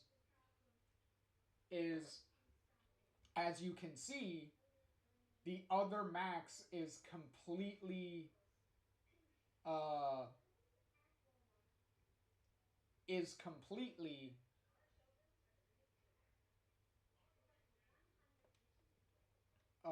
detailed. Because the Alderman, because in the Alderman one, it was just a like outline. It was just like a undetailed like outline of him. But this one, it's like fully like two two versions of the same person. So either way, Max is extremely cautious about them touching. So she goes. So she goes to. So they go. They're talking, and as they're talking, they're kind of circling each other, right? So now, original Max is the one next to the ledge, and yet again another reason why getting scratched on the face and everything, and the injuring of the ankle, is so that way the player can even more ways for the player to differentiate which max is which, even though they're even without the scratch on the face and the tweaked ankle, uh, original Max isn't wearing her hat, and I believe she's also not wearing gloves. So there's already enough, I believe, enough physical differences to figure out that which Max is which, even if they're wearing the same clothes. So I don't know. I guess they wanted to be extra sure that the player can figure out which. But but yeah. In any case, um, in any case, uh, at this point, um, other Max is getting very pissed off and is getting very agitated. And ooh, excuse me, especially with the whole like Safi situation. So obviously, this other Max is also very interested in the Safi issue. So so so original OG Max is, since she's by the ledge, and other Max is like starting to inch her way closer. Uh, OG Max is like, "Hey, stay away. We can't. We shouldn't touch each other, right? Believe me, you you you don't want to know what would happen." Uh, and then as Max is trying to take a step back, she forgets that now she's where the ledge is, so she starts to stumble and fall off the ledge. And it's at that point that as original Max is falling, other Max immediately goes forward to and grabs original Max. But instead of being able to pull original Max back up the ledge, they both end up just falling off the ledge. Uh, Thankfully, get they don't get severely injured. I guess thankfully because the ledge wasn't that high. But either way, they stumble down, and probably because a lot of the snow kind of pads their fall. So yay, the snow comes in handy to save to save you. But yeah, they both tumble down the ledge, and they both tumble and slide onto the frozen lake. So now they're both on the frozen lake. Uh, OG Max is like, oh shit, because now we're on the lake, so now we need to be very careful how we move so the ice doesn't break.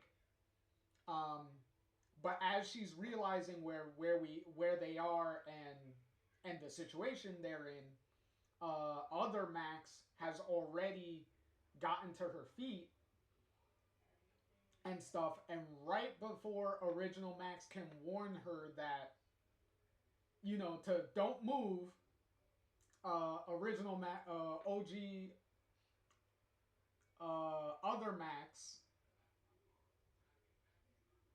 immediately takes goes to take a step and immediately just falls through the ice and into the lake. Uh, and it's at that point that original Max leaps over, because initially when they made it to the floor, original Mac notices that they touched and nothing happened. So she's like, "Okay, good, we're good."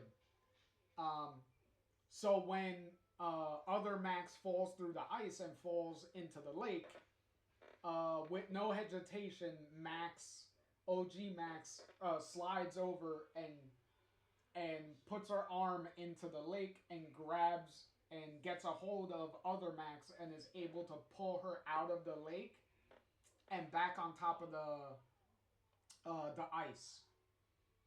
Um,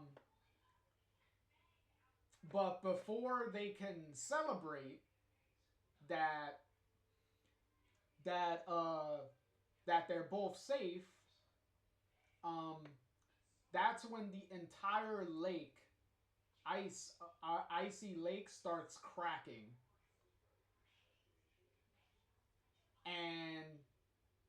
and obviously both of them are like, "Oh fuck, we're in big trouble." Um, but original Max is like, "Okay, um, what I'm gonna do is she uses her powers to switch the broken icy lake with the regular icy lake that is in the dead timeline." So just like Max did with the telescope in chapter 2, she swaps the two objects from both timelines. So with that, they're completely safe now because we got, a new hardened icy lake.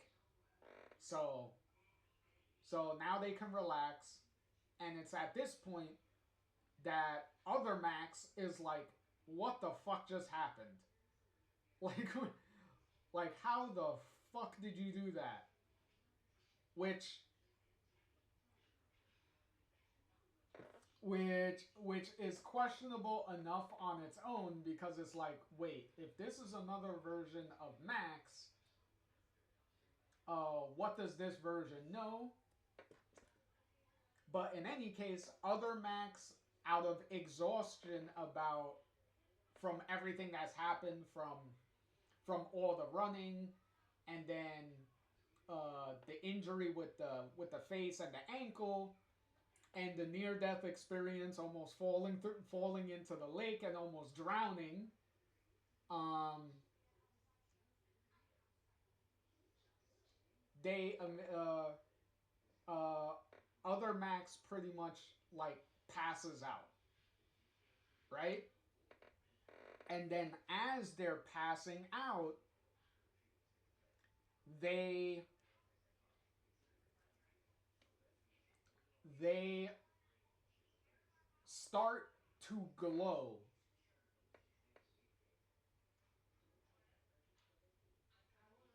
And then uh, they start to glow, and they start changing, and they change into Safi.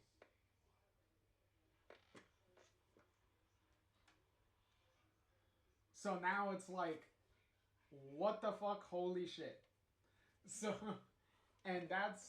and that's pretty much how uh, that's how the episode ends. Is is uh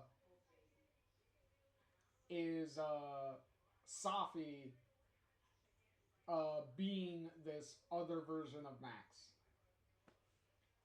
and how and what that means and how that's all possible gets revealed immediately in chapter 4. But in any case, chapter 3.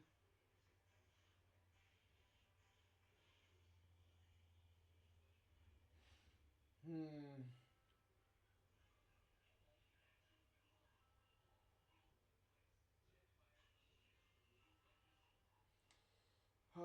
Where are we gonna put chapter 3?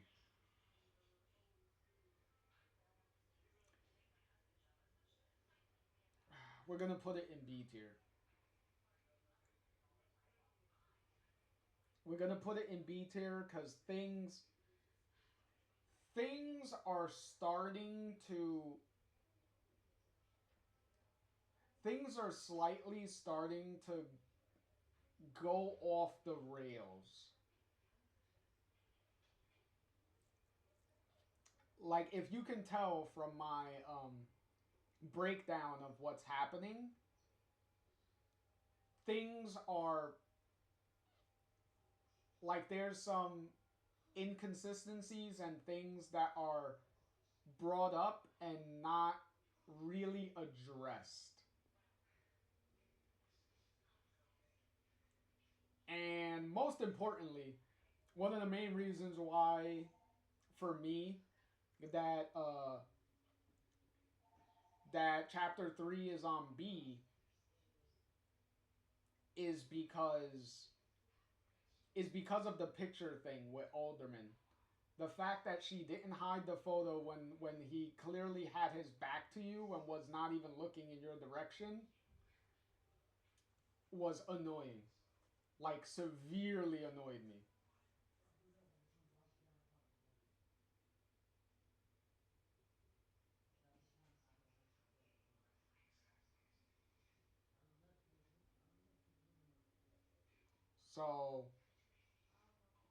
So that's pretty much where I'm at.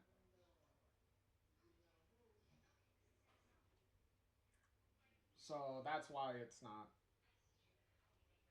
That's why it's on B tier, because that part really irritated me.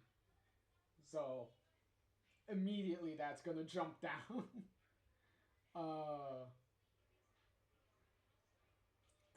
cause that's taking into the story itself of the game. Cause that's completely divorced from anything that really has to do with the original game. So any baggage from the original game has nothing to do with that with the Alderman thing. That's just some pretty sloppy execution of forcing a confrontation for no reason. But either way, that's where that goes. So now we move on to chapter 4, and I'm not even gonna bother pronouncing that, but either way, chapter 4. Uh, so chapter 4, there's not a lot that extremely happens here. Uh, Let me see. Oh yeah, there it is. Uh, oh yeah, I forgot. I wore my Chloe outfit for the in chapter 4. Yeah, see, I had I had Max wear her Chloe outfit for this. uh, Funny. I think it was appropriate, but either way, um, so immediately, chapter 4 pretty much begins following up from the end of chapter 3. So Safi is in uh, with Max back at Max's house. Excuse me. She has a ice a bag of a frozen bag of, excuse me, I believe like green peas. I believe it's green peas, right? Let me see. Because I'm pretty sure it was green peas. Because I know it's not a bag of ice. Instead, they're using like a bag of frozen food to put on Safi's ankle. Which was kind of funny.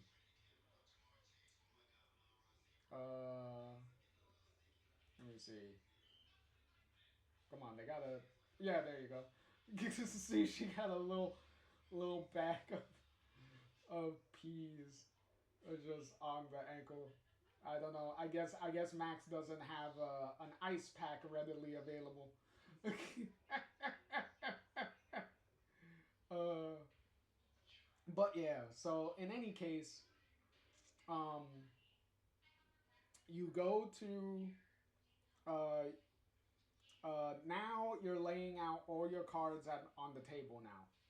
So now you're talking to Safi. Um, you both know each other has powers. Um, and pretty much you're gonna ask each other about the powers and talk about that. Um, to make it more organized, Max decides to pull out the bottle cap that Moses gave her, and she pretty much says, "Okay, we're gonna pass the bottle cap to each other, and whoever has the bottle cap has to answer a question that the other person says, right? So pretty simple.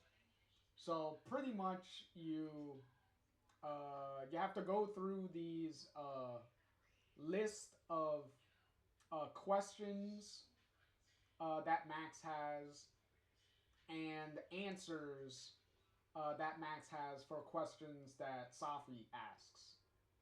So this is the big like exposition dump scene, and pretty much Max explains her powers. Um, uh, pretty much because Safi asks, "How the hell did you do the whole the lake thing?" And she pretty much explains her power, her how she did that. She also explains the Arcadia Bay thing and having powers. The details of that depend on, the ending you choose and stuff like that. Um, there is a very, very, very, very cringe line that did not need to be written in here because it sticks out so much. And when I heard it for the first time, I was like, if I was going through the script of this, I would have gotten rid of this line. Is Safi's reaction is pretty much like to the powers that Max has is like wow, and she says um says right after Max tells her about the time traveling part that that you have time travel powers too, and she tells Max that you really white privileged your way into having all the cool powers. Oh, bro, when I heard her say that line, I couldn't face palm my face hard enough. Like that line was completely unnecessary. And I didn't mention it earlier, but I'll mention it here because it's the second time an out of place line like that didn't need to be in the game. Like at all. Earlier in chapter 2, when you're going with when you're meeting up with Moses and at the in the observatory office and stuff that's locked and stuff, and Alderman is on the phone, and Moses is telling you about taking the camera and hiding it in the office. He says a line mainly because Moses is black. He's a you know he's a African American character.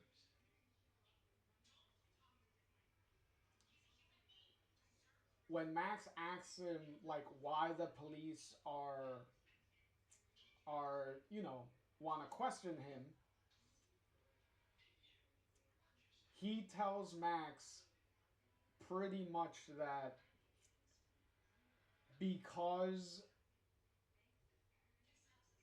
because I'm always a suspect my entire life because the implication being because Moses is black,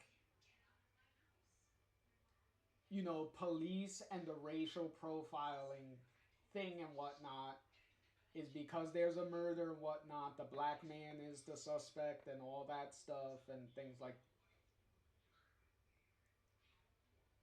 which to be fair wouldn't be so bad of a line to say if right after right after Moses says that is when he tells Max that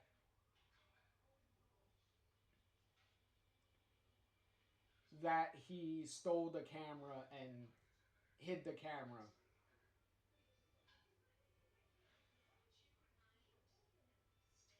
So you immediately kneecap what you say because you immediately just confirmed that Alderman has every right to be suspicious of you and it has nothing to do with the color of your skin or anything.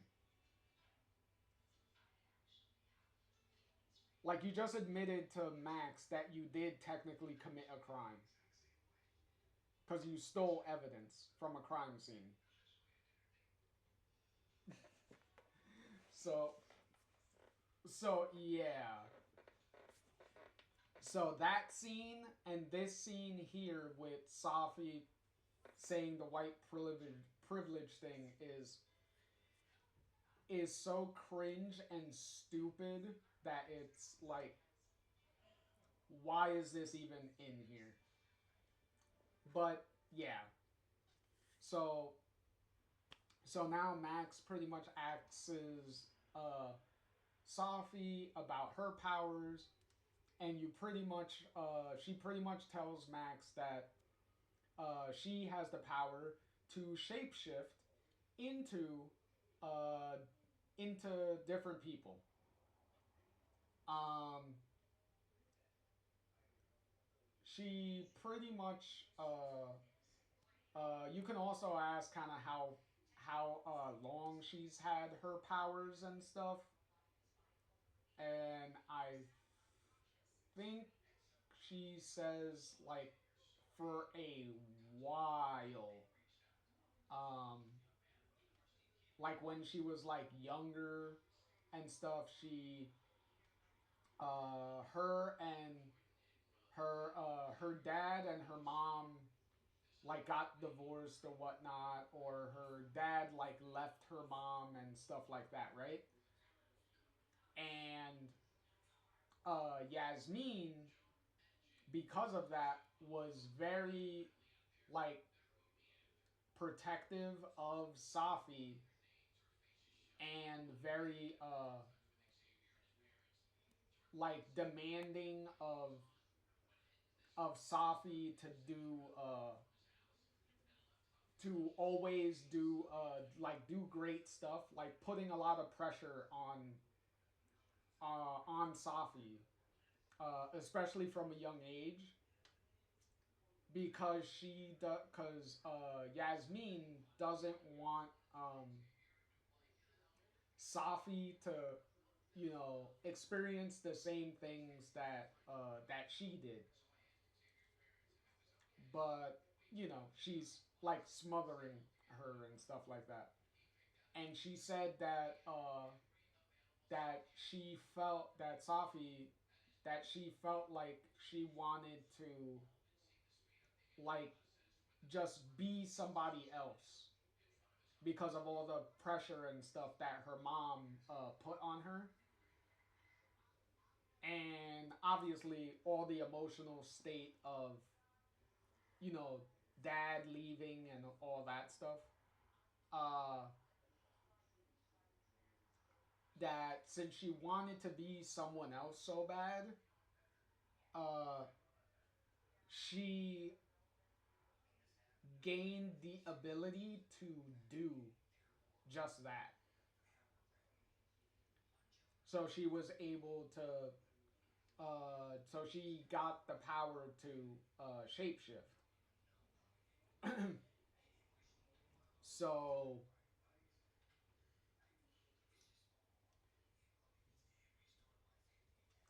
so she so now Max is pretty much like, okay, so so you can ask like how exactly your powers work, and pretty much Safi explains that she can uh that she pretty much like kind of like reaches in to someone's like head, because she can only change into people that she's actually like met in real life. So she can't blatantly transform into anybody. There are rules to her powers and restrictions that she has. So she has to reach into someone's head and kind of tweak uh like tweak their mind, like kind of like reaching into their mind, and then she pretty much like changes into another person. But from what she describes, she she says it's like changing the perception of people and how they see her. So it's almost implying that she's not entirely turning into someone else. It's kind of implying that she's manipulating people's perception of how they see her, which kind of explains why when she fell unconscious, like her powers kind of like deactivated, and that's why Max was able to see Safi at that point. So that's pretty much how that works. So it's not like Safi can turn into I don't know a big time celebrity or whatnot, or look at a picture of someone she never met, uh, or see someone on TV or a video or something and change into them. So she can't do that. She has to have actually met them face to face. So that way she's able to interact with them. But yeah, so that's how that goes. Um she uh she also tells Max that that, hey, you want to guess all the people that I've changed into, and um, pretty much, uh, she turned into Gwen. So it was Safi on the surveillance footage that she turned into Gwen to pretty much frame Gwen for dealing drugs as a way to get revenge on Gwen for canceling the book and for betraying Safi to begin with, because doing the whole book was Gwen's idea. So that's pretty much how that works. Um, she changed into Lucas to manipulate the relationship between Lucas and his son and that whole issue. Because his son and his mother, um, they believe that Lucas was the one that again said those things to the son and caused the problems. So so she did that to Lucas as revenge for the plagiarizing. So Safi already knows about the novel and stuff, and plagiarizing Maya's novel and stuff. So she did that. She changed into Vin, because that's why Vin didn't know the password to his cell phone, because that was Safi. Um, and she was trying to find out, what Vin knew and stuff. So that's why she was doing that. And and the and she was also Amanda, uh, when when after you finished talking to Yasmin, and then Amanda was there. So that was Safi. Um, and the reason why she did that is because she was trying to find out what Max knew. Um, and she also says the main reason why she broke into Max's house is because, yet again, she was trying to find out what Max knew. And initially, she thought the reason why she was mad at Max and everything is because she thought that Max was helping Gwen and everyone cover up the stuff with Maya. But now she knows that, you know, that Max was just doing her own investigating, and it had nothing to do with helping cover up anything. In any event, in any case, Max is technically trying to uncover any cover up at this point that's happening. So, so they do that. Safi also notices the because since she rummaged through Max's evidence um box, she saw, and she actually addresses and pulls it out, the where is it, the because this scene is very long. uh oh, excuse me.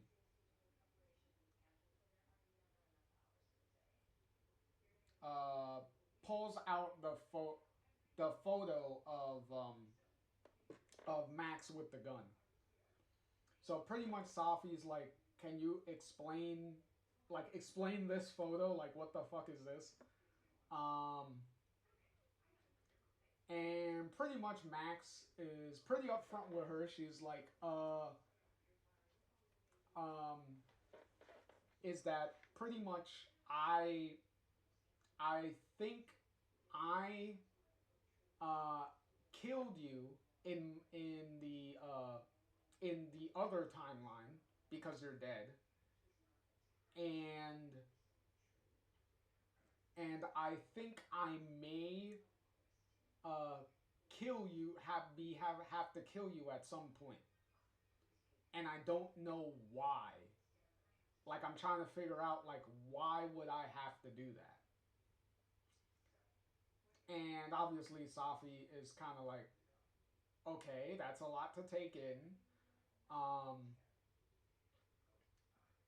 and she's like, okay, how do we do? Okay, like, okay, so how do we prevent prevent me from having to shoot you? Um, Safi brings up like, okay, do you own a gun? And Max is like, no. So she's like, okay, you don't own a gun. Just don't have a gun. Problem solved. And Max is obviously like, okay, you're being very relaxed about this and things like that. And Safi's like, what is there not to be relaxed about? We we have superpowers. Like we both have powers. It's um it's crazy and whatnot. You should be like ecstatic and whatnot. Also, this is the first time. This is the first time in any of these Life is Strange games that two people that have powers are actually meeting and interacting with each other. So that's definitely a very interesting point. So um, so oh, excuse me. So that happens, and then they're like, and then Safi's a little distraught because now with the because her book, the reason why people were trying to Gwen and stuff were trying to cancel the book is because she wrote in that book about Maya and stealing and Lucas stealing the her novel and everything because Lucas stealing the novel is what drove Maya uh, to commit suicide. Because initially she was fighting Lucas about like stealing it, and Lucas didn't give a fuck, and he was profiting off of and seeing him profit off of the work that she did is like she couldn't take it, and that's why she 100% actually did kill herself. So it wasn't like this big murder conspiracy or whatnot. It was just a lot of pretty much all the sadness and stuff for what Lucas did is what drove her to do that. And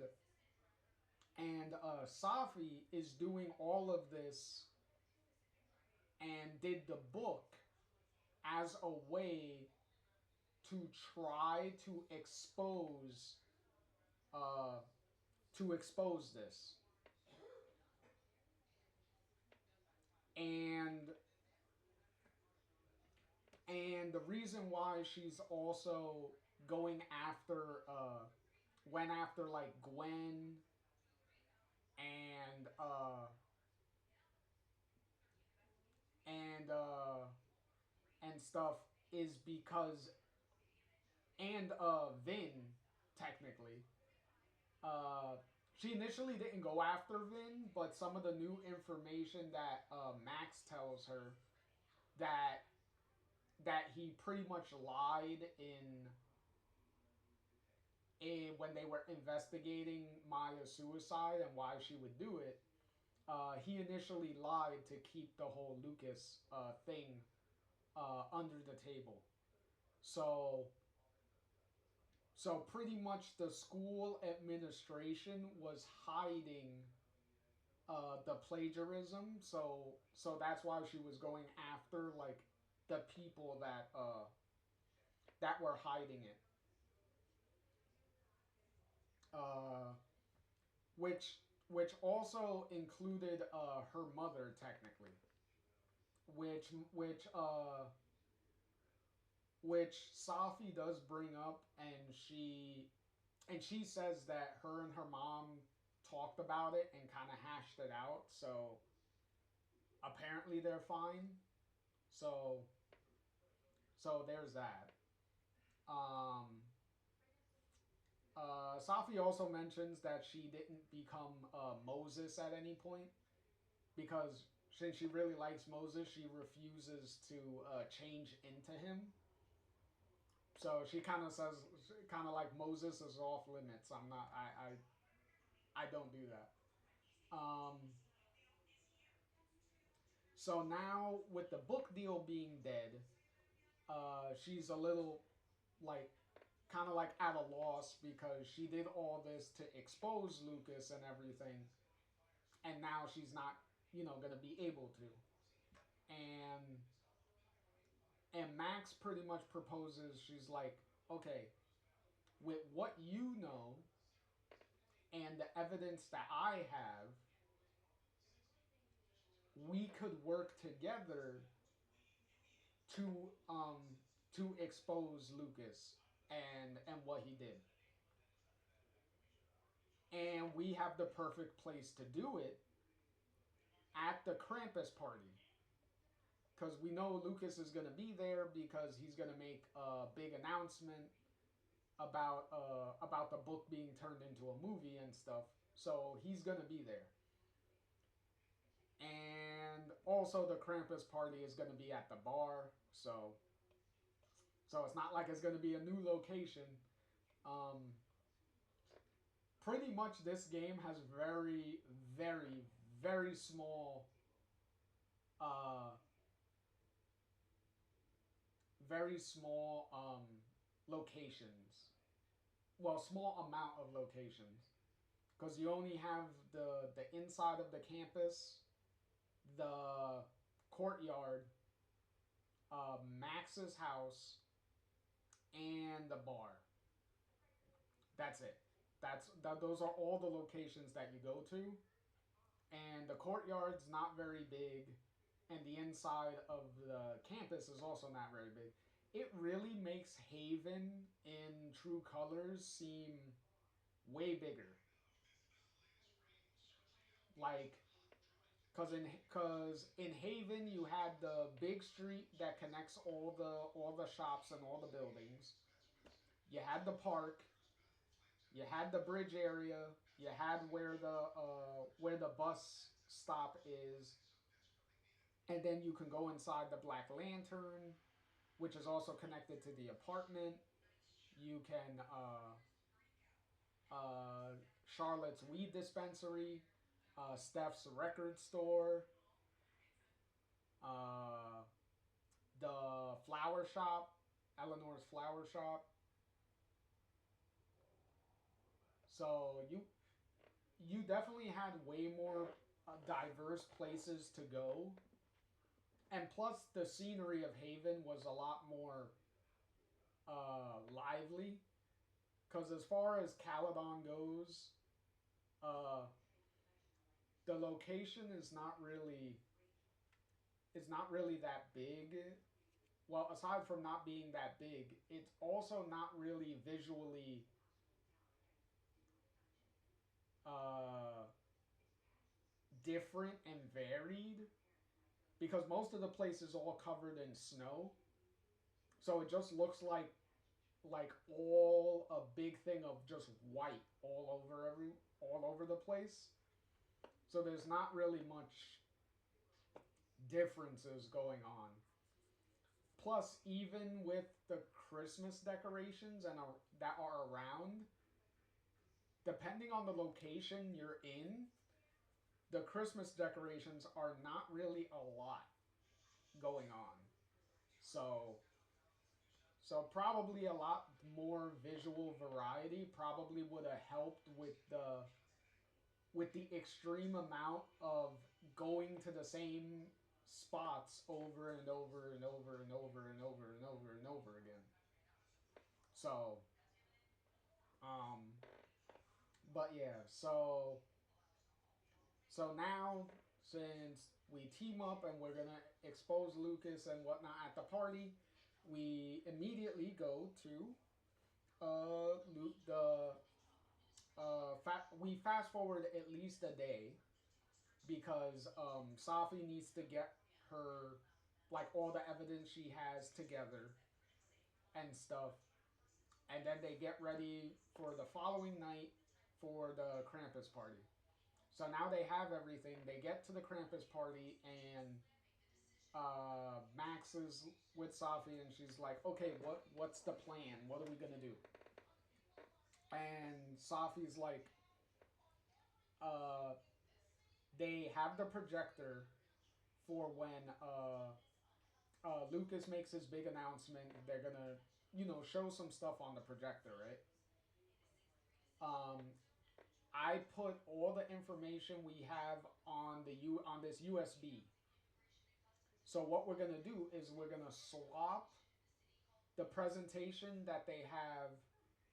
uh, that they have with the information the evidence that we have on the USB, and we're going to, have it on display on the projector.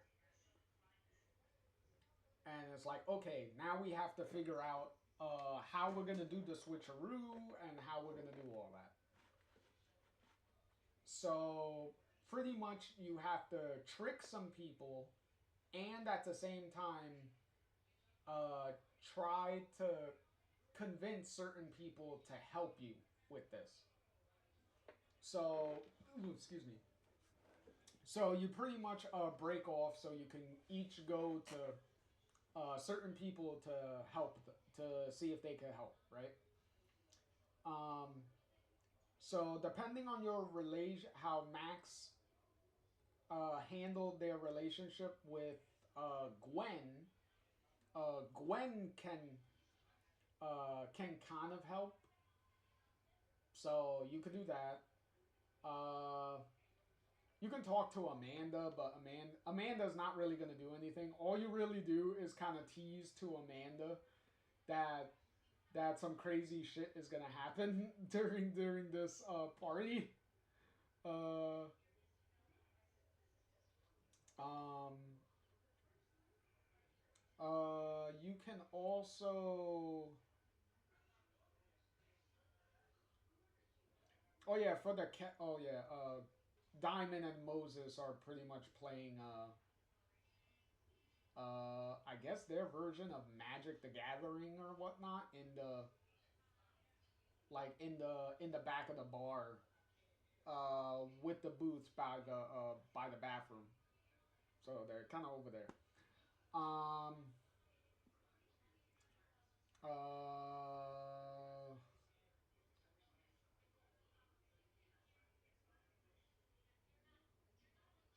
Kind of lost my train of thought. Um. But in any event, you have to talk to Reggie here, and Reggie, his job is to keep an eye on the slide on the projector. He has to keep an eye on it. So now you have to find a way to get him to leave, so that way you can swap swap the footage. So what you end up doing is going to Moses to tell him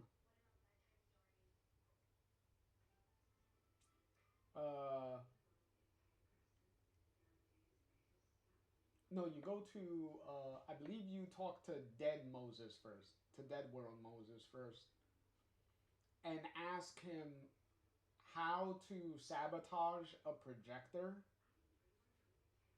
So that way we can get a live version of Moses uh, to help with the projector. And pretty much Dead Moses tells you what to do. You go to do it, and then you pretty much make the projector like malfunction, which freaks out Reggie. And Reggie has Moses come over and things like that, and then you have to that convinces Reggie uh, to kind of let Moses take over because Reggie has no technical expertise, so he can't. If something goes wrong again, he's not, especially during the performance, during the presentation, he's not going to be able to do anything.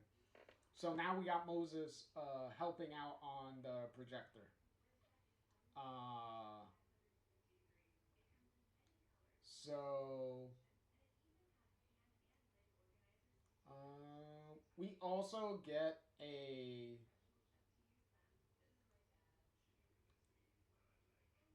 Okay, this is when we're also fixing the projector because we kind of fix it ourselves. Kind of. Uh, so that way Reggie could leave, and then we get Moses to take over. Um, uh,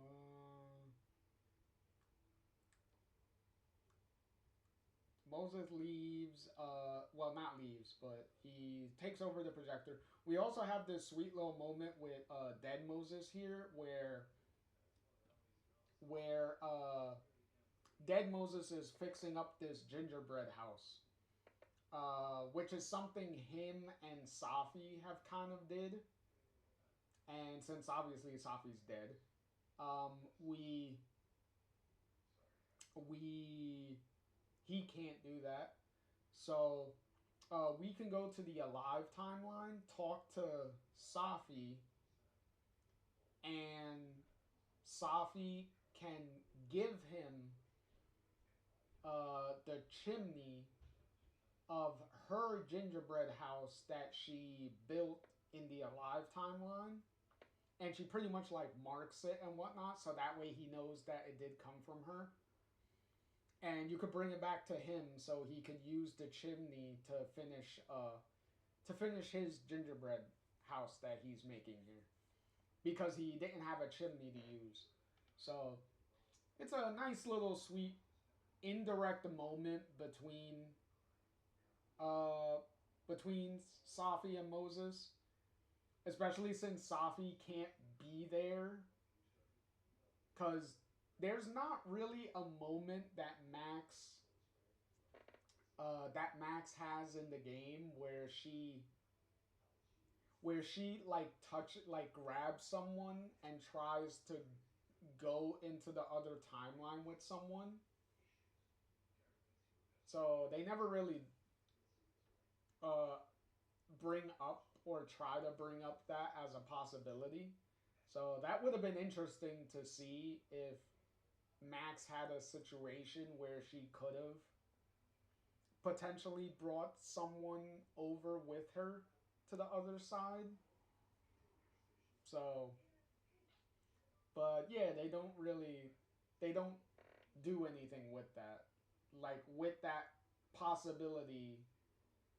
But well, they don't bring it up, but it is something that you could probably like think about, like, what would happen if you would have did this, um, or would have tried this. But in any case, also Vin, Safi convinces Vin to help them with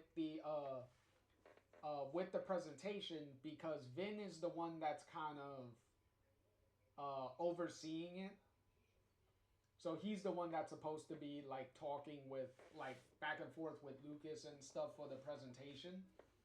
So Safi convinces uh, Vin to help, which is pretty easy because during the course of this whole up until the course of getting more information from Vin and finding out more things, Vin really, really, really regrets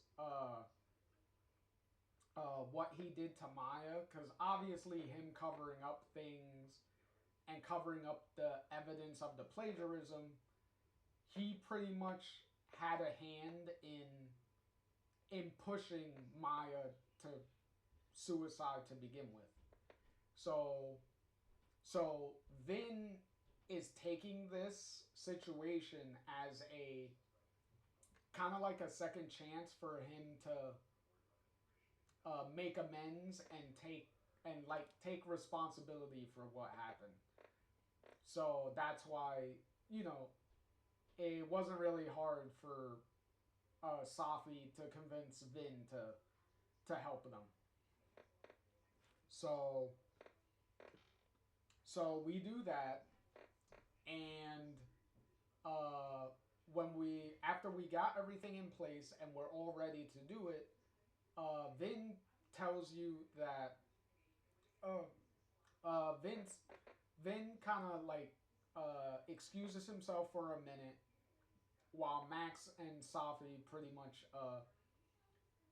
confirm, their preparations and who's helping, what they're doing, and whatnot.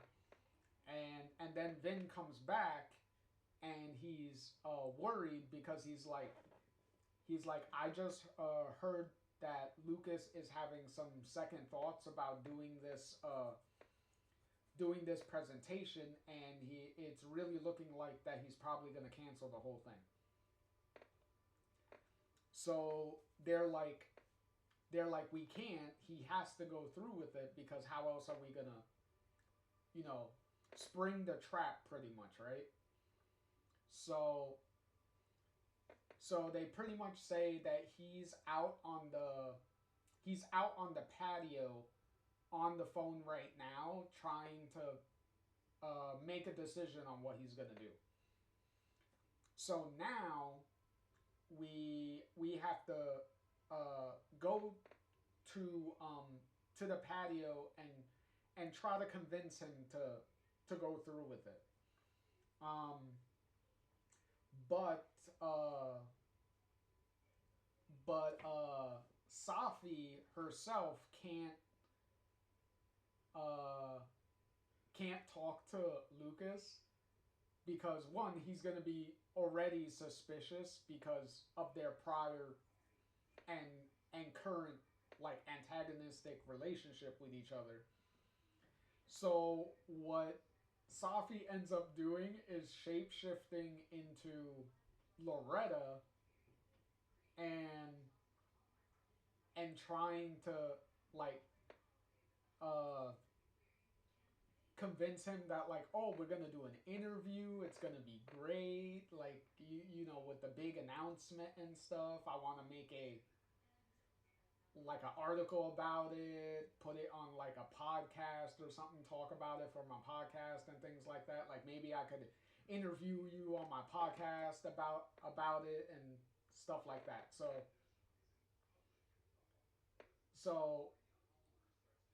So pretty much Max goes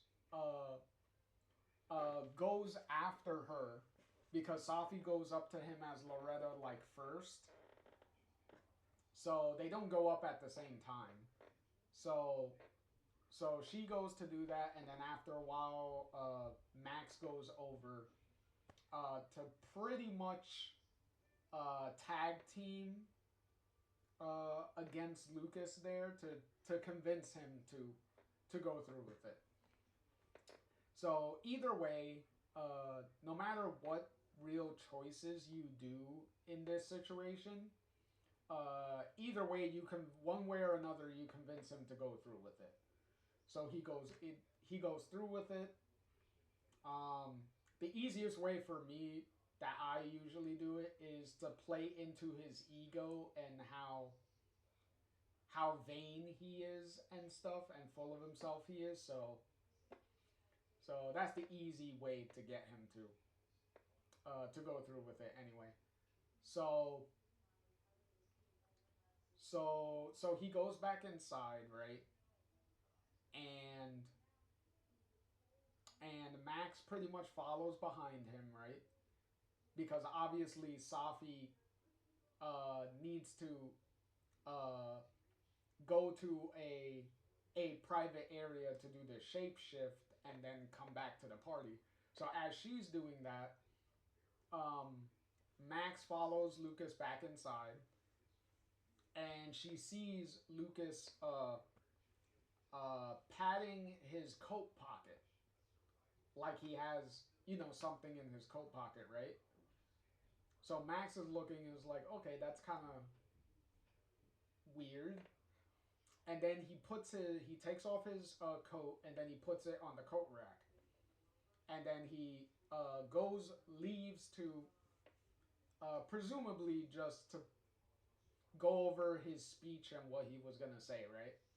So he goes over somewhere on the other side of the bar, and then Max is like, okay, what does he have in his pocket? So she goes into his pocket to see what he has, and she pulls out a gun that he has in his pocket. So you're probably asking yourself, why does he have a gun in his pocket? We do know that he owns a gun because when we did the rummaging through Lucas's briefcase earlier, we found that he owned a gun. He went to a gun range and stuff, so he has a gun. But this gun, he mostly has it with him as like a good luck charm because it's a gun that his father owned. I think you would have had a safer good luck charm, by the way.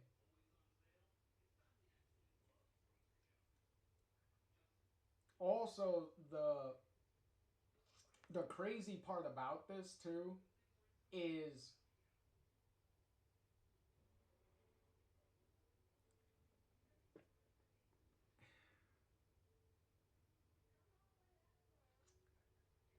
is Safi immediately comes back, uh, notices Max, and uh, she's like, Max, it worked perfectly and stuff. And then Max is like, turns around to face her and has the gun in her hand. And Safi's like, what the fuck? And he's like, this is Lucas. He had a gun in his coat pocket. And she's like, what?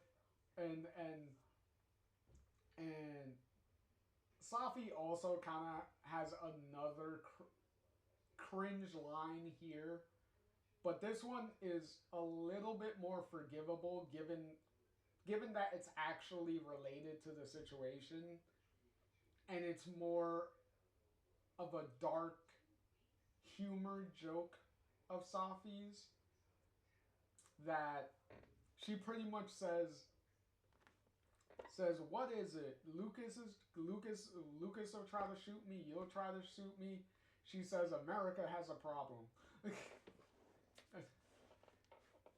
it's like, yeah, shootings and stuff. She's not wrong by that, but it's a weird placement of another weird line there, but yeah, you could tell some of these weird lines really stuck out in everything. The fact that I can remember these lines is like is like, wow, that those stick out for all the wrong reasons. But yeah, so that happens.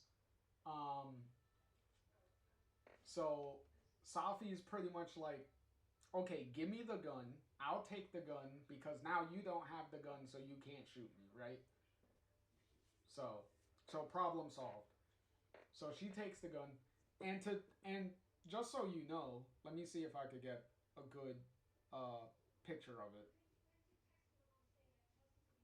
Uh, ooh, no, that is not where I meant to go. Okay, that's the padding to his pocket.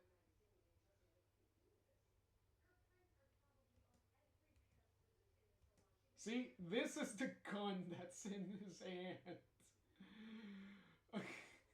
This is the gun that he put in his coat pocket. And then Safi will take the gun and put it in her pocket. But because of video game logic, the gun completely like disappears and it's not even noticeable that anyone's even carrying a gun. Which yet again is insanely funny because how big this fucking gun is. So it would be very noticeable that someone has a gun in their pocket.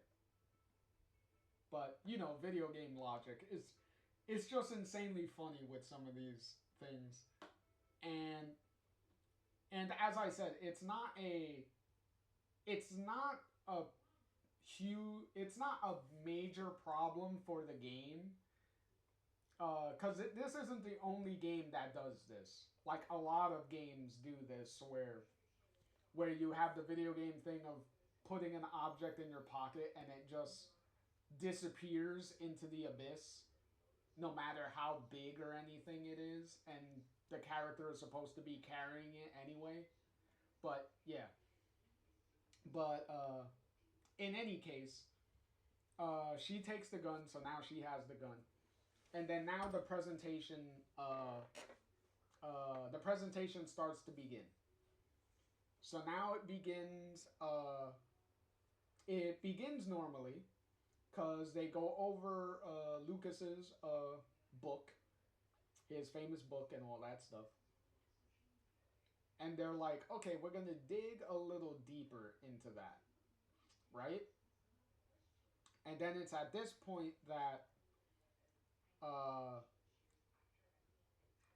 Moses, because Moses is on the projector and he's the one that's changing the slides and stuff, and so he changes the slide, and instead it turns into a picture of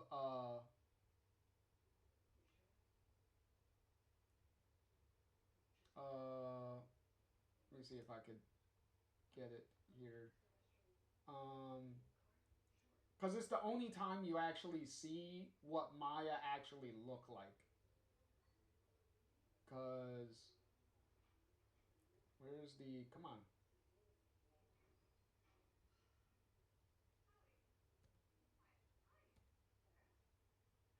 There we go. There's it. Because Moses says now, and then he switches, and then everyone like gasps and whatnot, and because everyone recognizes Maya for that. Okay, see, and then they switch it to Maya, and then because Vin's doing a pretty good performance with all this, and then they pretty much obviously Lucas is like, what the fuck is going on, and then they change. Uh, there we go. You can kind of see it in the background, but and then they change the slide to uh the page of Maya's this one. This is a page of Maya's manuscript that she wrote, and it's dated and everything. and then you have a page from Lucas's novel. So they have a side by side of the fact that Lucas pretty much that he plagiarized the whole novel. So they have the evidence there. They're exposing him to like everybody on campus. So everyone is shocked and stuff, and they're all like and pretty much the crowd is like, oh, they're booing him. They're booing this man, justifiably so. And they're pretty much like, oh, this is why Lucas only wrote one book. Why he's been taking forever to try to make another book. So pretty much that works. That goes. Lucas is obviously like denying things and whatnot. And then he com- he pulls Vin over to the side, and he's talking to Vin, but you don't hear what they're talking about, but cuz Max and Safi are talking to each other about the reaction and how well this is going. And then they get back to the presentation, and Vin has completely did a 180 now. And then he excuses himself, like he just leaves. So it's pretty obvious that Lucas pretty much like threatened Vin that if he keeps that he pretty much keeps going with this, then he's gonna get sued or whatnot. Like he pretty much threatened him to for him to stop, which he does, which is why he excused himself. Um, After this whole section, you could actually like talk to Vin, and he pretty much tells you exactly that Lucas threatened him and whatnot and things like that. Um, but in any case, Vin is gone, pretty much playing it off as like a joke, like a roast, like he would like Lucas was getting roasted and it was like a prank and stuff. So the plan is going off the rails. It's not working now. So at this point you can um pretty much Safi's asked Max what are we gonna do? What should we do? And Safi pretty much says I could change into Vin and pretty much uh keep things going. Or Max says that she can go up there and confront Lucas as herself. And Safi's pretty much like, is anyone even gonna believe me? What like should I even do this? And she pretty much Safi pretty much uh makes you do the decision for her. So you could choose for Safi on what she should do. So me personally, I like, because the whole theme of this is, because Max even says it too, is that Safi has been hiding behind other people, like literally hiding behind other people with the whole shape shifting thing. Like, obviously, a big metaphor here for what she's not doing. And uh, so you should go and confront him as yourself. So you do that as your. So I like to have Safi do it on her own. So when she does it on her own, um, she confronts him, pretty much says like we were we were friends and stuff back in the back in the day. Like how could you betray Maya like that and stuff? Uh, she she tells him that I was that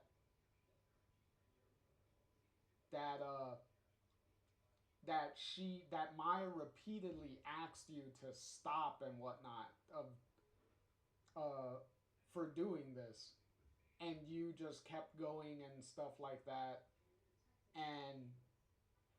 and either way, this does turn the crowd back against Lucas and stuff, to the point where Lucas tries to come up with excuses and stuff, oh, we were writing it together and stuff like that. I was gonna give her credit and things like that, when it's like, dude, you had so many opportunities to give her credit. Like, your name is the only one on this novel, so like you don't even give her a ghostwriting credit or anything like that. Like, what the hell? But either way, so he pretty much leaves. He pretty much goes off stage. Uh, an interesting part about this conversation too is if you make her confront him as herself, and you actually sided with Lucas to actually put through the restraining order. The restraining order is never really brought up in this whole conversation. So it's like, okay, at this point, she would have had an active restraining order against her. So, whatever.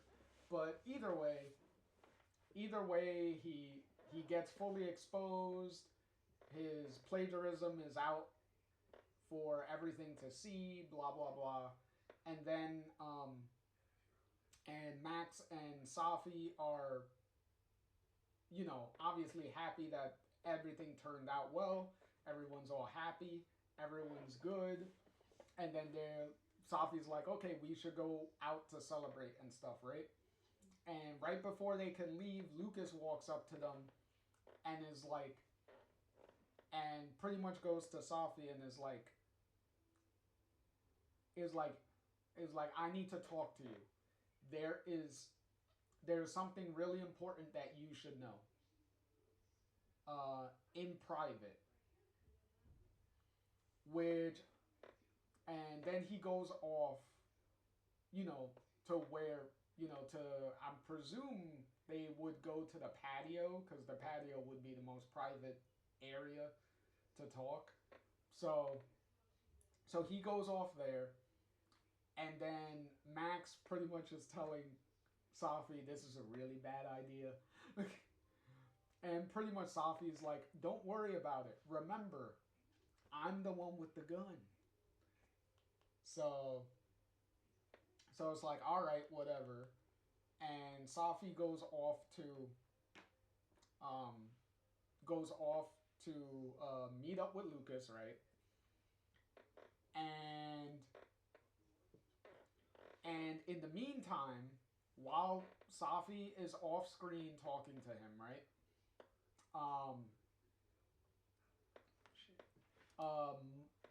Max goes to Moses and pretty much like lets talks to him like, oh, everything is like went well or whatnot. You can also go to the dead timeline at this point and also let dead timeline Moses know how things went too, which is pretty cool. Either way, you have to come back to the alive timeline and figure out and see what happened with Safi. So eventually, Lucas comes back to get his coat, right? And then Max immediately is like, okay, where's Safi at? And what did you tell her? And Lucas is like, I told her the entire truth. I told her everything. And he also tells Max that you don't realize what you did. And then he just takes his coat and leaves. So he completely leaves. And then Max, meanwhile, is like, what the fuck does he mean by that? And then and then Moses is, you know, like, okay, what's going on? And then they're like, okay, we need to find where Safi is and whatnot, and see what's going on. And before they could leave anywhere, everyone in the bar starts having a massive headache, and they all start uh, saying like, you lied to me and things and whatnot, like you lied, and everyone is saying this. Well, everyone other than Max. So Max is like looking around like, what the fuck is going on? Some weird, like, some weird shit going on. So Max immediately deduces, uh, justifiably, if you're listening to what everyone's saying, that this has to do with Safi. So immediately Max takes, puts on her coat and everything, and leaves the bar to try to find where Safi is. So as soon as she gets to the courtyard, the front yard of the school, she sees that the entire everyone on campus is affected by this. And also, if you let me see if I could see it here. If you also, Gwen could have also interjected during the presentation too, and pretty much confirmed that they helped cover up Lucas's plagiarism. So that's kind of nice of a payoff for Gwen for like redeeming themselves. Um, so this is where we're telling Lucas, and here we go. Um, so you will also discover, I don't know, it's probably hard to see here, but there you go.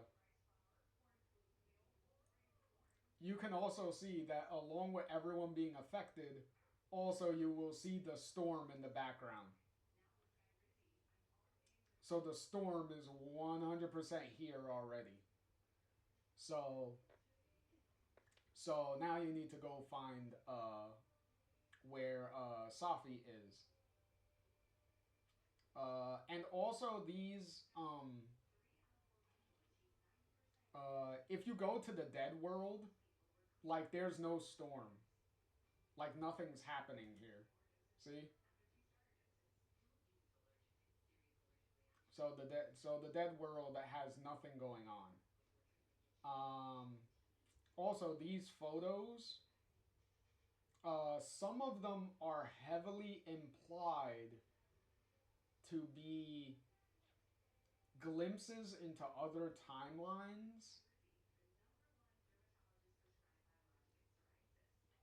Because it's like other lives and stuff are happening here. It's crazy. Some of the words here, uh, Max even says that some of these are her handwriting. So it's almost implied that I believe all of these are taken by some version of Max. What's done with any of these, they don't really say. It's just like a little thing that's just left there. There's no real resolution on what any of this means. Um, so you have to go to the Overlook. So you find that Safi is at the Overlook, and at the Overlook, you find Safi with um.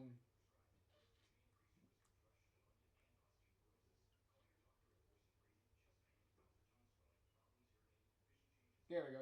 You find Safi pointing a gun at her mother. Um, which the main reason Safi is pointing a gun at her mother is because she tells you that Lucas told her. Oh, hold on. Oof.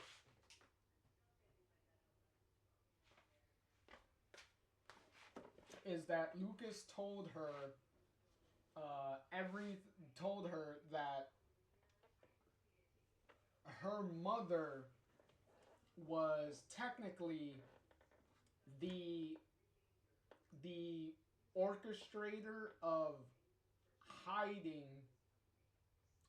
Lucas's plagiarism from the very beginning, and she's the one that also made sure that that I believe I believe Gwen to cancel the book. So Safi's mom was the one behind everything. Cause also it's also heavily implied that for whatever reason they don't really go into it. Uh, Yasmin didn't approve of Maya and Safi's friendship, which which to be clear, if they were going down the route of Safi and Maya being like being lesbians or whatnot, then that could have been an interesting angle you could have went down to kind of explain like culturally because of Safi obviously having a Middle Eastern background. You could have played uh, with like the conflicting culture thing and have that be a reason as to why Yasmin is more like old school stuff and why she would be so against it. But there is no real reason. There's no real reason given to why Yasmin didn't like Maya. Like if there is a reason, someone let me know because I really couldn't find anything. And it's and as I said, even with the example I gave, it's not um Safi is definitely not as far as this game goes, it's not really uh it's pretty much stated that she is straight because the only actual confirmed relationship that she is in, well, was in, was Vin. So, I don't know. And Safi doesn't really hint strongly that was any romantic implication with Maya. So it's like I don't I don't know. They needed to be a lot more clear with this twist with Yasmin being the one that was like hiding everything. They needed to be more um, concrete on Yasmin's reasoning as to why she was doing it, why she didn't like Maya and all that stuff. Like her reasoning is not there. So they really needed to address that. But either way, it's now you can pretty much assume well, you could take very good educated guesses at this point that this time around the main reason why there is a storm to begin with at this point is because now, because of Safi's emotional state now, where you know the cause of all her issues and the problems that she's been having was her own mother, it pretty much is making her powers uh, go out of control because of her fragile emotional state at this point. So, hence why all the people pretty much saying stuff, Safi's like inner thoughts and things, which is, or saying what she currently is saying to her mom, or was saying to her mom as you were making your way to the overlook and trying to find out where she went. So that's one thing. Um, also, also, uh, clearly, whatever her mom told her, because she said earlier that she talked to her mom about it and that they were good, right? So clearly, whatever her mom told her was a complete lie. So clearly they're not good now. But yeah. So she has her gun pointed at her. Things go. Things escalate because her powers are going crazy. Max sees the tornado. She's pretty much telling Safi like, you have to calm down. Your powers are going out of control. It's causing this huge storm, and you do not want to know the type of shit this storm can cause. A storm like this can cause. And eventually, because you're trying to talk her down from shooting Yasmin, um, which also, why would if Lucas had the gun as a souvenir, like as a, well, not a souvenir, but as like a good luck charm, why would you bring a loaded gun? Like, if you were gonna have the gun with you, why didn't you take the bullets out of it?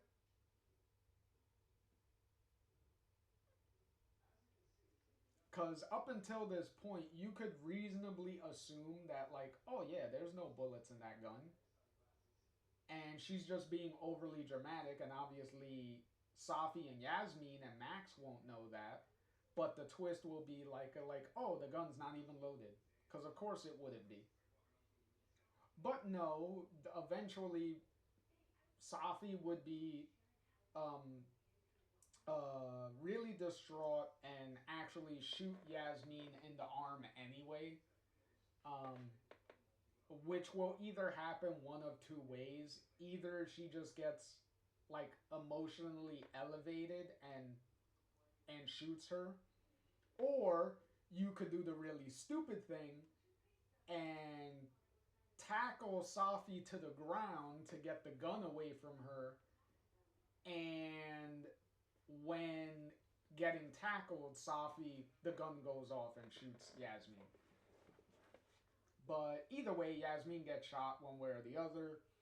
Um, Safi is going is losing it because her powers are going out of control. So now she's jumping in and out of being different people.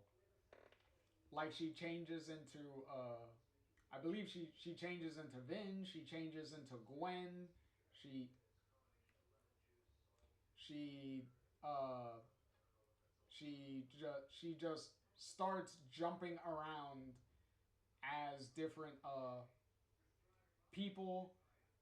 Meanwhile, she even changes into Moses subconsciously because her powers are just going out of control. Which is why you know 100% that her powers are just going haywire, because she said earlier that she doesn't want to turn into Moses, that Moses is off limits.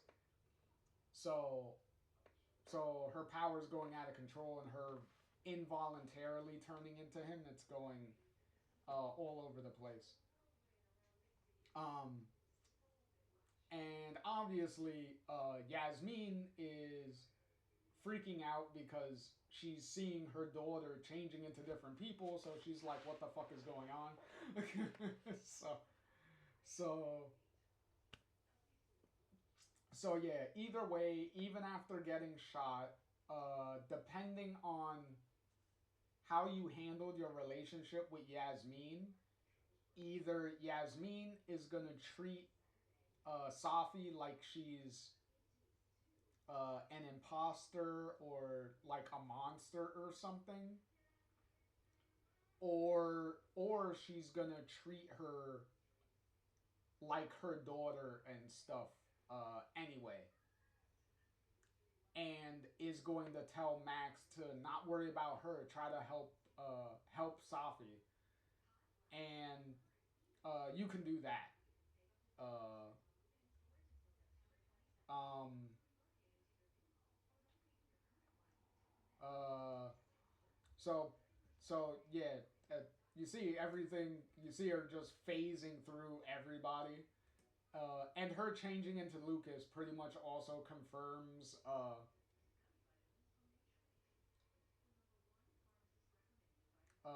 Pretty much confirms.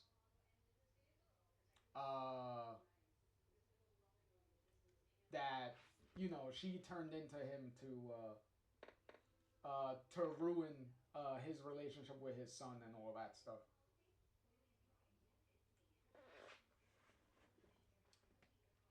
But yeah, so she does all that. Max is obviously freaking out because she has no idea what the fuck to do, and it's at that point that, out of options, she ends up because Yasmin's over here bleeding on the floor. She ends up pulling out the uh, the photo of. Do they show the photo? I think they show the photo. Yeah, there you go. Yep, there you go. It's the photo of the that you took at the beginning of the game. The owl on the statue. She takes out that photo, uh, grabs Safi so that she tries so she's trying to have both of them jump into the photo. And that is pretty much because that's pretty much how the yeah that's how the episode ends. Is that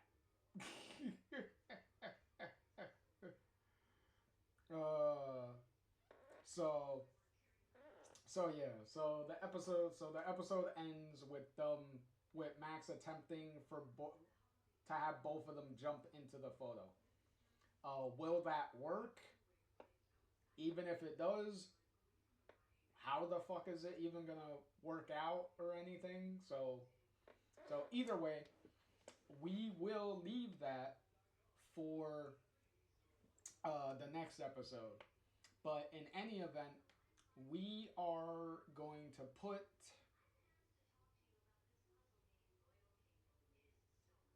we're going to put chapter 4 in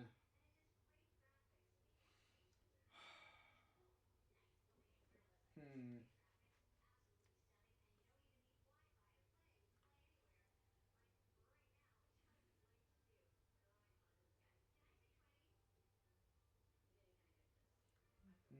this one's a little hard.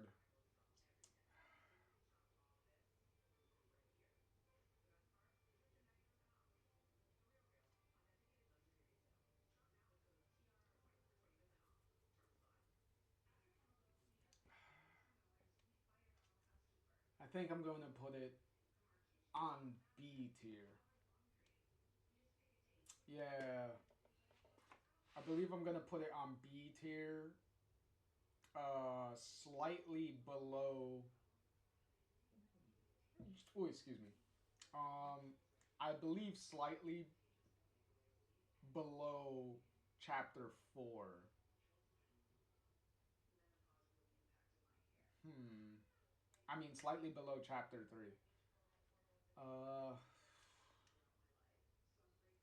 because I'm kind of torn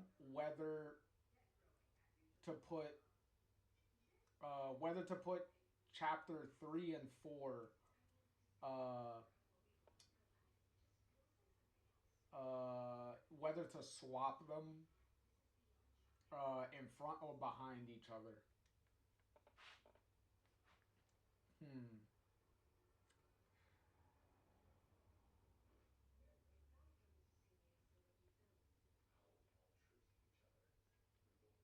Because to be fair, chapter 4 is extremely quick. Because the only two areas you're in the game in chapter 4 is literally Max's house, which is entirely just the exposition talking with Safi, and and then you're back at the bar for the Krampus party, and that's it. So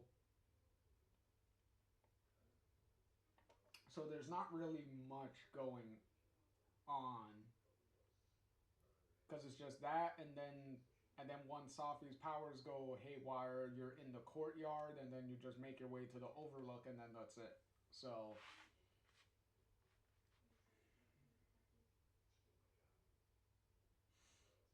hmm.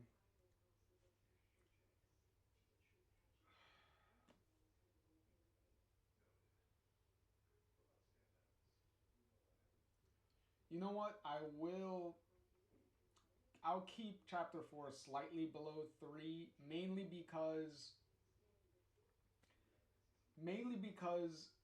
if you if you do the Amanda romance route, at least you can get some fun out of that. And that's pretty much the conclusion of that romance. Because to be fair, for the romance in this game is extremely quick. Because it starts. Because depending on who you're romancing, it either starts in chapter 1 or it starts in chapter 3. I mean, starts in chapter 2. And then it immediately just finishes all off in chapter 3. So, and I'm not counting Before the Storm, because that was only 3 episodes, so they kind of had to move quickly. So I'm not gonna fault them too hard on that. plus Rachel and Chloe's chemistry in that game, and the performances with Rihanna DeVries and Kylie Brown definitely helped smooth out the rushness of the Rachel Chloe relationship. So there's that. But this game had enough time to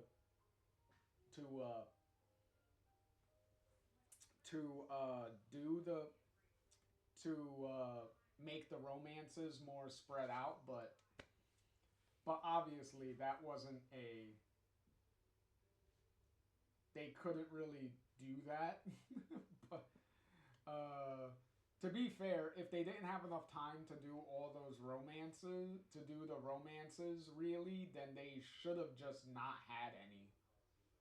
To be fair,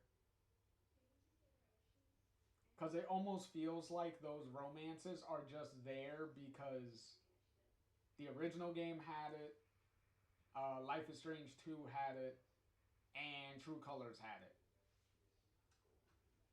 And I'm talking about romance options, because before the storm, technically Rachel's the only romance option. So so yeah, they shouldn't have bothered if the main story was gonna go off in a way where the romances were not gonna have enough time to really do anything with, then they just shouldn't have done it to begin with. But but yeah, but but yeah. Aside from that, uh, plus I really like the twist at the end with the whole Safi shapeshifting thing is a very cool twist to end the episode on. So, cause um, chapter 4 is pretty much expected. The end, because obviously you know the storm is supposed to be there at this point, so it's like, of course it's here. So so it's not really the biggest thing. Um, Plus, you already know by this point that Lucas did the whole plagiarizing thing and all that stuff, so there's no real big villain reveal here because ultimately Lucas is still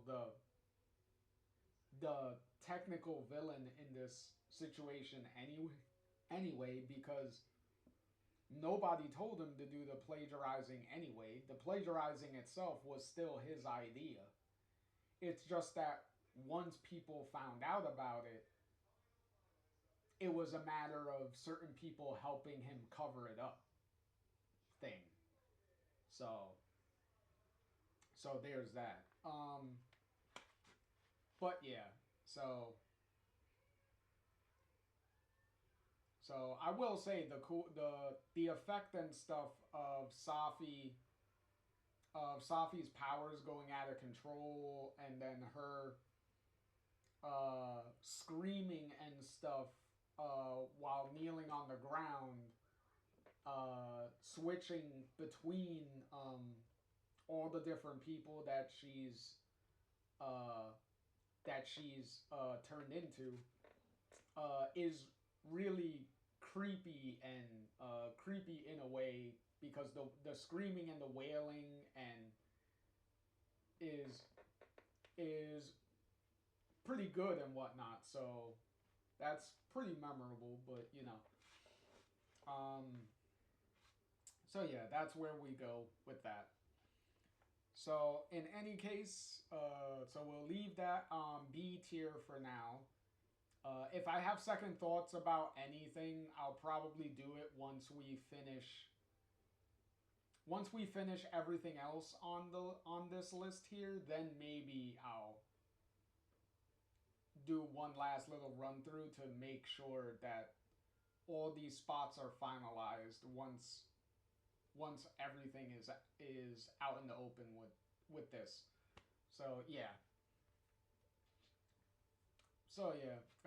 In any case, the next in the next video we'll finish off double exposure and see how this roller coaster ends.